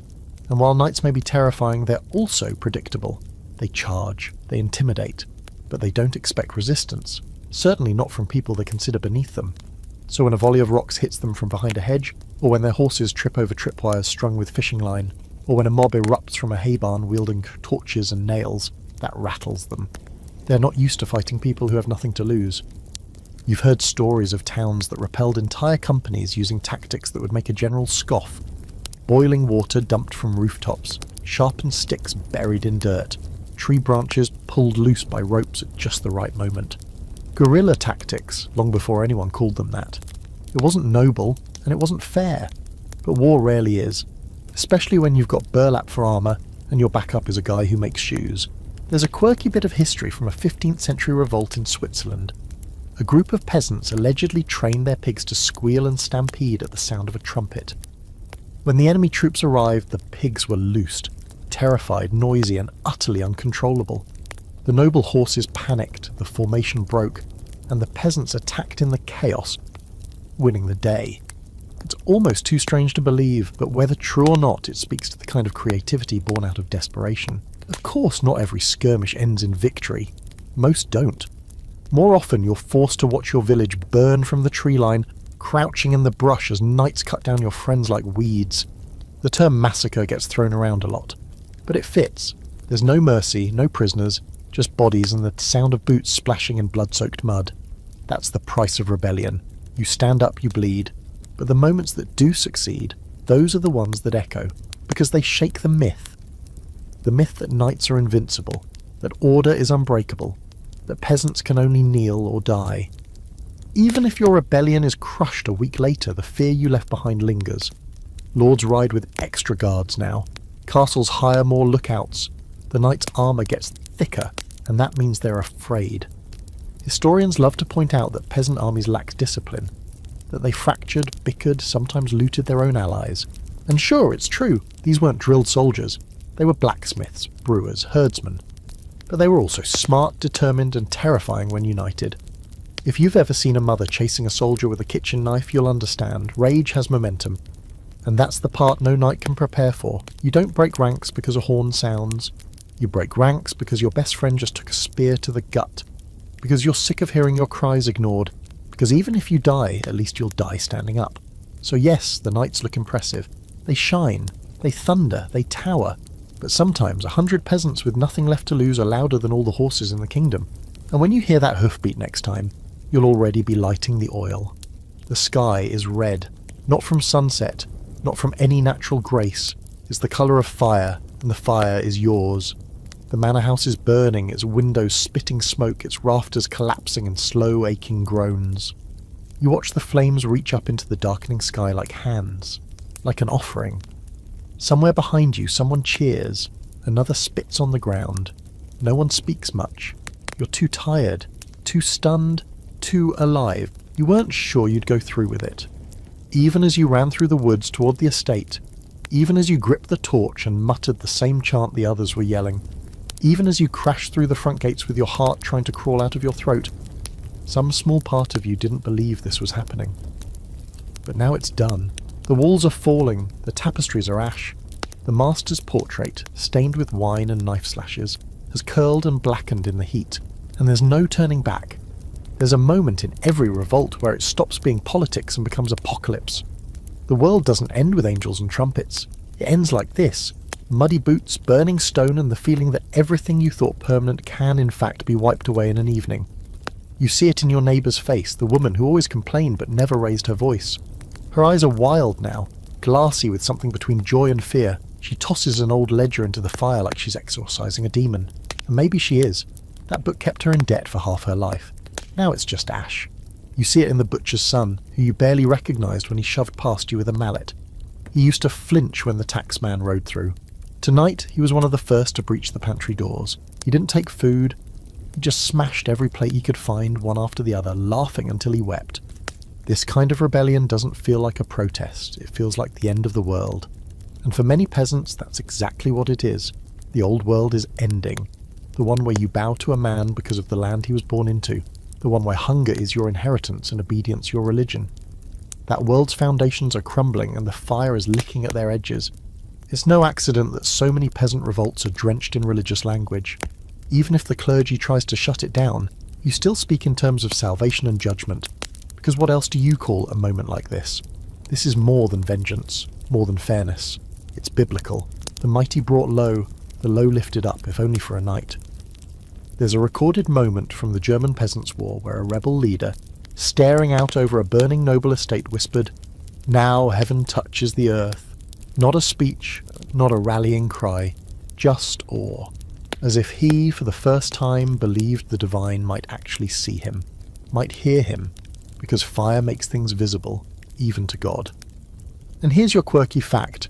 In some uprisings, peasants literally called themselves God's poor, or the heavenly army. They carried crude wooden crosses into battle. They painted halos on their tunics. They didn't just see themselves as angry, they saw themselves as righteous, chosen, their suffering transformed into purpose. Which is why, when the rebellion reaches its most fevered point, you don't feel like a victim anymore. You feel holy. Scholars still argue about whether this kind of religious fervour helped or hurt the movements. Did it inspire unity and resolve, or did it drift into delusion? One historian describes it as eschatological energy, a fancy way of saying people believed they were living through the end times. And when you believe the world's ending, you act like it. You take risks you wouldn't normally take. You swing harder, you scream louder. You push into the fire because you think it's a gate, not just a blaze. You believe, maybe foolishly, that something better waits on the other side, that once the dust settles and the screams die down, there will be a new order, a clean slate, a world where a man can grow food without having it stolen, where a woman's labour means something more than coin in another man's pocket. Of course, most of the time, that better world doesn't come. The soldiers return, the smoke clears. The new order looks suspiciously like the old one, only with fewer people to feed. But for that moment, this moment, it feels real. It feels inevitable. And that feeling, it's addictive. You can't bottle it, but you can pass it on like a fever, like a spark, and it keeps burning long after the last ember dies. You know you'll pay for this. The reckoning is coming.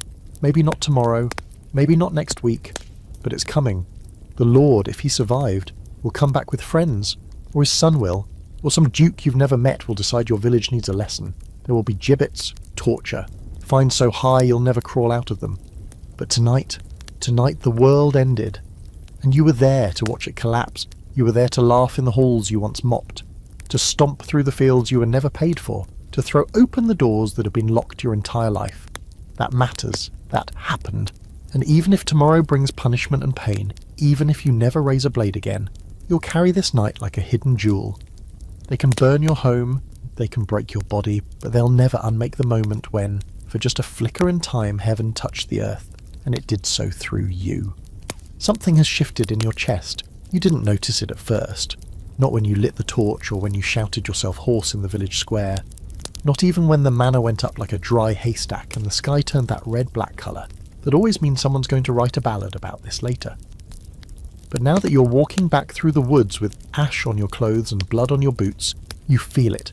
Something inside you has changed. It's quiet, but it's loud in the way quiet things can be. The way a cracked dam doesn't roar but hums just before the water bursts through. For the first time in your life you tasted power. Not borrowed, not granted, not fake politeness from a steward who still spits after you walk past. Real power. The kind that comes from your own two hands and the willingness to risk everything. And once you've felt that, even once, there's no going back. You can fake submission, you can nod and scrape and call your new lord my grace, but deep down something in you has changed. You've cracked the mask of obedience, and it doesn't quite fit anymore. This is where it gets strange. You're still poor, still hungry, still in danger. The soldiers could be riding even now, your name written in shaky ink on a noble's arrest list. But you're different. You've stepped outside the role you were born into. You're not just peasant anymore. You're someone who stood up. And even if the world doesn't remember your name, you will. That internal shift, that's what historians call the psychological revolution. It's not about changing laws or kings. It's about changing people, how they see themselves, how they see the people around them. After a revolt, even a failed one, the ground doesn't just settle back into place. It stays cracked, unstable, like a field that's been overploughed. You can bury the dead. You can rebuild the manor, but you can't make people unsee what they saw. You saw a nobleman cry, you saw a priest run, you saw your neighbours, the same ones who never looked up from their boots, stand tall and shout like they were 10 feet high. And you saw yourself covered in soot and sweat holding a broken rake like it was a sword. And you weren't afraid. That kind of self-knowledge, that's dangerous. To the ruling class, that's lethal. Because revolts don't just threaten wealth, they threaten identity. The entire system depends on peasants believing they are peasants and nothing more. Farmers, tenants, tools with faces. Once that illusion breaks, it's impossible to patch up cleanly. So even if the soldiers kill the ringleaders and torch your fields, they haven't won. Not really, not completely, because the damage has already been done in you. There's a passage in a dusty 17th century record from a small Swiss canton, written by a monk who clearly disapproved of everything happening around him. He writes, "They returned to the plough, but not in spirit. They looked upon the earth with new eyes, as if it were owed to them." He meant it as a criticism, but honestly, it sounds like victory. You may go back to work, you may kneel again, but part of you will always remember the time when you didn't. There's a strange detail recorded after the Ciompi Revolt in Florence. A wool worker, just a common man, went back to his job after the uprising was crushed and his guild was dissolved. But every Sunday, he'd walk past the government building, lift his hat and mutter, "We were there." No one stopped him, no one cared, but it was his ritual, his defiant whisper into the abyss. A reminder that for a short time the city belonged to people like him. This kind of psychological change is hard to track in history books. It doesn't come with dates or treaties or battles. It shows up in songs, in whispered prayers, in the way a woman looks a tax collector dead in the eye instead of lowering her head. It's in the way children remember stories their parents shouldn't have told them, the kind that start with, "When I was your age, we burned the ledger." Historians debate how lasting these changes really are. Some say they fade, that fear and hunger eventually grind everyone back into shape. Others argue that these revolts, even the failures, plant seeds, not for immediate reforms, but for the long game. Ideas buried like bulbs underground, waiting to bloom generations later when the sun hits just right. And they do bloom, slowly, quietly. But they do. You see it in laws that suddenly seem a little less cruel. In lords who build taller walls but tax just a bit less harshly. In religious sermons that sound a little more cautious, a little more humble. They'll never admit it. They'll say it's their own generosity, their own wisdom. But you'll know. You'll know it was fear. Fear of what happens when peasants stop seeing themselves as peasants and start seeing themselves as people. That shift doesn't make you immortal, doesn't make you safe, but it makes you human. And for someone like you, raised to think of yourself as little more than hands and knees, that's revolutionary. You lie in your bed that night, what's left of it, staring up at a ceiling you can almost see through. Your arms ache, your back throbs, you're coughing smoke, but your eyes? Your eyes are open in a way they never were before. The rain starts just before dawn, soft at first, then heavier, soaking the ash and mixing with the mud in the road. It scrubs the walls clean of soot, smudges the charcoal graffiti on the village gate, and seeps into the scorched timbers of the manor that once towered over everything like a monument to your misery. You watch it all wash down the hill like spilled ink. The evidence, the chaos, the fury, rinsed away. You'd almost think the world was trying to pretend it never happened. But you remember, and so do they. You feel it in the silence, the way people avoid each other's eyes, the way the blacksmith hasn't opened his forge in days, even though you know he's inside, hammering anyway, just quieter now. You feel it when the children whisper instead of playing, and when the village priest locks the church door early, no longer interested in lingering by the steps to talk about harvests or grace. After the fire, after the rebellion, comes the waiting, the most suffocating part. No more chanting, no more torches, just long trembling days spent holding your breath, listening for hoofbeats, watching the horizon for that single speck of movement that means punishment is on the way. And make no mistake, it is coming. You don't know how soon, could be hours, could be weeks, but someone, somewhere is already writing the orders. Someone is deciding how many lashes equal a burnt manor. How many heads are needed to teach this corner of the map a lesson? Who's worth keeping? Who isn't? Because when the rebellion dies, justice doesn't arrive. Retribution does. There's always a reckoning after a peasant revolt. That's not just a fear, it's a rule. You've heard the stories, you've seen the gallows built before the soldiers even unpack their gear.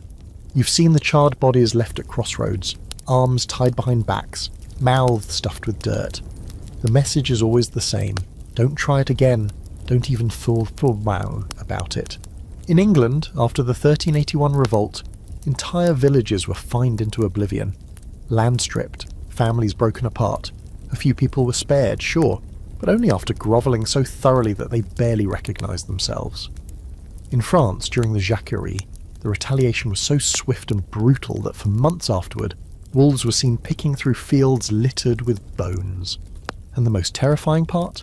Most of it was legal, because the law has always been on their side. That's what really stings, doesn't it? Not the beating, not even the hangings, but the way it's all justified. Signed, sealed. The same court that never listened to your pleas for mercy suddenly becomes very interested when it's your neck in the noose. Disturbing the peace, they call it. As if there was ever any peace to begin with. Some of the worst punishments aren't physical, they're administrative. Entire communities stripped of their privileges, what little there were, collective taxes doubled, grain quotas raised, lords reimbursed for the damage, not by the king, but by you. And the ones who didn't participate? Doesn't matter. Guilt is contagious. It sticks to everyone in the village like soot on skin. You hear of one village, not far from yours, where the lord returned, rebuilt, and then demanded that every peasant who survived the uprising kneel in the square and kiss the hem of his robe. Every week, for a year. Not out of faith, not even out of loyalty, just to humiliate. And they did it, because what choice did they have? Here's a bizarre fact.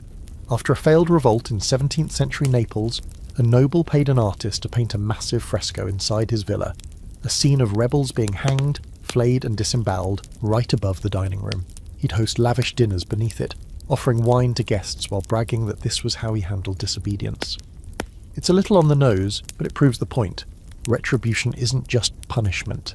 Tmumhind. It's performance. Some scholars argue that these brutal responses were designed less to restore order and more to stamp out hope.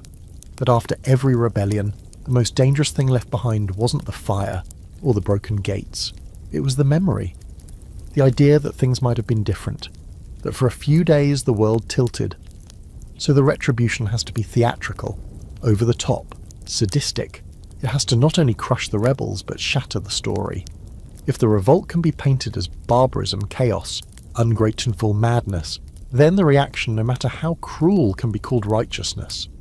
And if you're still alive after all this, you're supposed to feel lucky. That's the real mind trick. You survive, you go back to the fields, and you say thank you. Thank you for not killing my child. Thank you for only whipping me 10 times. Thank you for letting me rebuild my burned-out hovel on the same stolen land, gratitude soaked in grief. But here's the thing they don't account for. You may kneel, you may fall silent, but you remember. So does everyone else.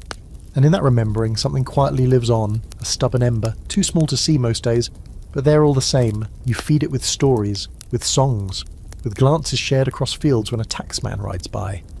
You don't speak of rebellion, not out loud, but in your silence, in your careful smiles and bruised knuckles, the truth remains. You stood up once. They can kill a revolt, but they can't kill the knowledge that it happened. They can't unburn the manor, and no amount of rain can wash that clean. You wake to the sound of hammering, not weapons, not the cold strike of sword on shield or the scream of metal on metal, just wood against wood, rhythmic, methodical. The carpenter is back at it, patching the roof of the alehouse that half burned when the steward's men tried to make a last stand. The tavern's chimney still leans awkwardly, like it's trying to remember which direction the smoke used to go. You lie there a moment on your straw mat, wondering if this is what rebuilding is supposed to feel like. Not triumph, not healing, but the dull ache of starting over. The village isn't dead. Not quite. It's limping, eyes sunken, ribs showing, but it's sin moving. One boot at a time. Someone has to fix the well. Someone has to herd the goats that scattered during the chaos. Someone has to replant the cabbages, even if the ground still smells faintly of smoke and blood. And someone has to sit by the road at night, sharpening a stick and watching the darkness. Because no one really believes it's over. Not in the way children believe bedtime ends with the sun. This isn't the kind of ending that lets you breathe. It's more like a pause, a bruise that's stopped swelling but hasn't started healing either. The rebellion is over, sure, but the wound it left, still tender, still red around the edges, still aching when you breathe too deep. This is the strange middle space, not peace but not open revolt either. And it's in this immemorial place that something shifts, quietly, slowly. Not just in the people, but in the systems. Because when revolts don't break the machine, they still rattle it. Maybe a local lord lowers taxes ever so slightly to avoid another uprising. Maybe a priest, haunted by the things he saw, starts preaching about justice instead of blind obedience. Maybe a village council begins to meet without noble permission, under the guise of market discussions. Small things, nothing that makes headlines, but they matter. In one part of 16th century France, after a particularly brutal revolt, records show that the local bishop issued an edict banning his own officials from taking more than 2 chickens per household as gifts. Seems minor, laughable even. But if you've ever watched your last 2 chickens marched off to some sweaty hand with a signet ring, you know it's not nothing. It means someone noticed. Someone got spooked. That's the beauty of a revolt that fails. It doesn't vanish. It lingers, in new rules, in quiet reforms, in this way a nobleman now travels with twice the guards and twice the charm, suddenly interested in hearing what the tenants think. He'll never say why, of course. Never mention the torchlight or the screams or the way his own steward's body washed up in the stream like driftwood. But he remembers, just like you. Historians refer to this as post-revolt adaptation. It's less exciting than battles, but maybe more important. the slow, grudging shift in how power behaves after it's been scared half to death.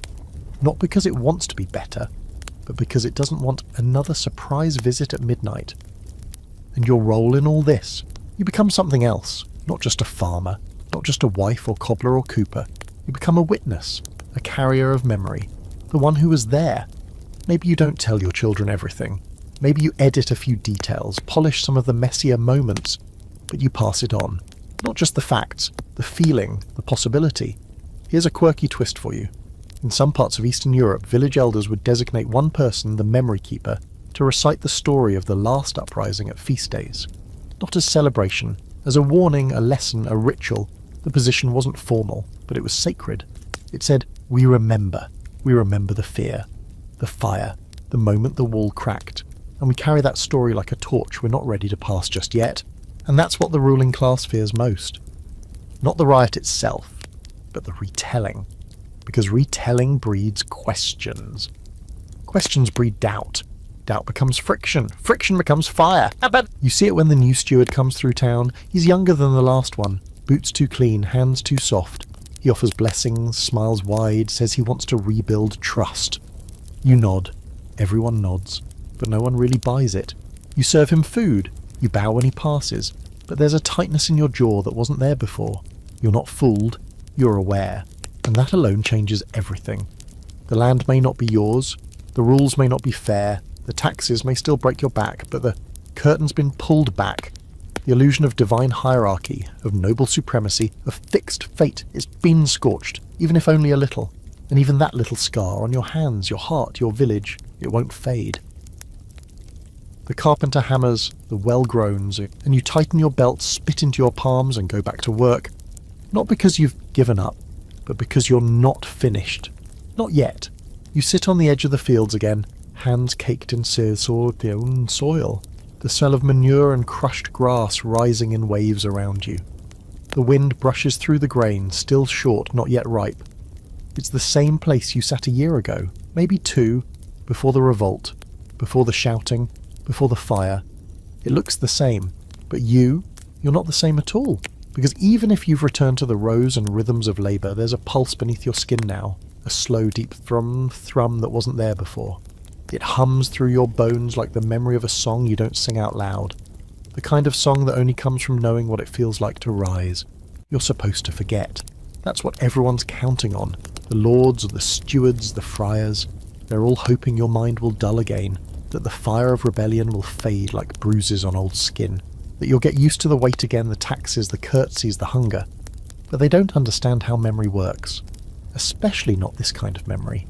You don't forget what it feels like to demand something and not ask permission. You don't forget what it's like to shout until your voice goes hoarse, surrounded by others who sound just like you. You don't forget the smell of justice burning, because when every other avenue is blocked, when your pleas are laughed at, your petitions ignored, your lives taxed and trampled and wrung dry, violence starts to feel like the only language anyone listens to. It's not that peasants love it. You didn't revolt because you wanted to burn things down. You revolted because it was the only way left to be heard.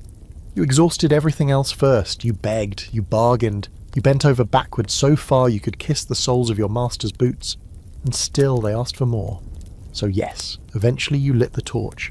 And no matter what anyone says now, how they spin the story, how they call you savage or irrational or lawless, you know why you did it. Because when all the other roads are closed, rage becomes a compass, a map, a tool for clearing space where there was none, a howl you carry deep in your belly, the one they tried to beat out of you but couldn't. There's a pattern to these things, always has been. You ask nicely, you're ignored. You ask again, you're mocked. You demand, you're punished. Then, when the fire finally comes, the same people who created the pressure cry foul. Why so violent, they ask, standing in the ruins of the very system that pushed you past your limit. It's like watching someone block the only exit, then blame you for breaking a window to breathe. You're not a fool. You know violence has a cost. You've seen the cost. It wears a hood, it swings a sword, it starves your children in the name of order. But peaceful options, they were never really offered. Not to people like you. And if you must choose between a slow death and a loud one, you'll take the loud one, every time. A curious bit of irony. Nobles often record peasant violence in painstaking detail. Every broken window, every stolen chicken, Every overturned barrel is written down like scripture. But the daily violence they impose, the poverty, the hunger, the forced labour, that part gets left out. It's not called violence when it comes with a seal and a signature. It's called duty, tradition, God's will. So when peasants finally snap, it shocks no one who's paying attention. It only shocks the people who benefit from pretending not to see. And let's be clear, your revolt wasn't just a tantrum. It was strategic, targeted. When you burned the manor, you burned the records of your debts. When you stormed the grain cellar, you fed your starving neighbours.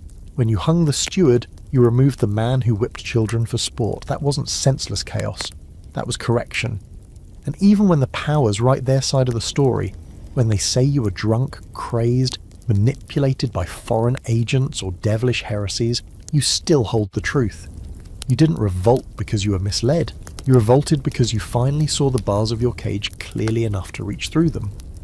Some scholars today try to argue over whether peasant violence was rational, as if starving people need to justify why they're angry, as if the moral weight of revolt is heavier than the crushing burden that triggered it. Others claim you acted out of desperation, not politics. But that's a neat little trick, isn't it? Pretend that survival and politics are separate, as if fighting for bread, for rest, for dignity isn't political. There's a story, probably apocryphal, but it lives for a reason, of an old woman who after a failed revolt stood in front of a tribunal and said, if they had listened when we whispered, they would not have bled when we screamed. No title, no army, just a line carved out of pain and truth. You imagine her voice when you pluck weeds now. You imagine her face when you look at the land and wonder once again if it will ever truly be yours. You reach out down into the soil. It's damp from last night's rain. It clings to your fingers, feeds the roots, smells like rot and life and potential. This land has seen blood, but it's also seen rebellion.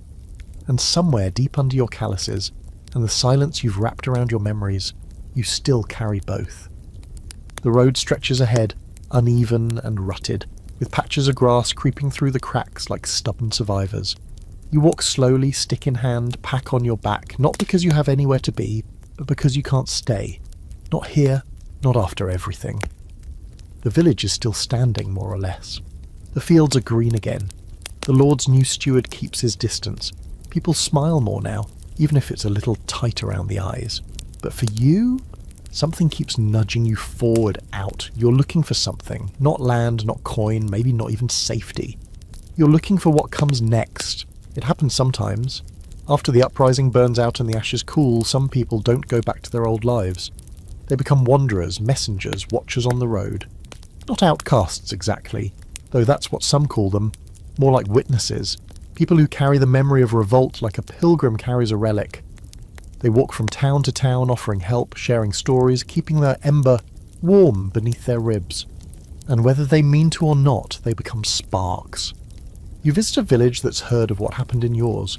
Not the full story, but enough. The fire, the shout, the night of knives and justice.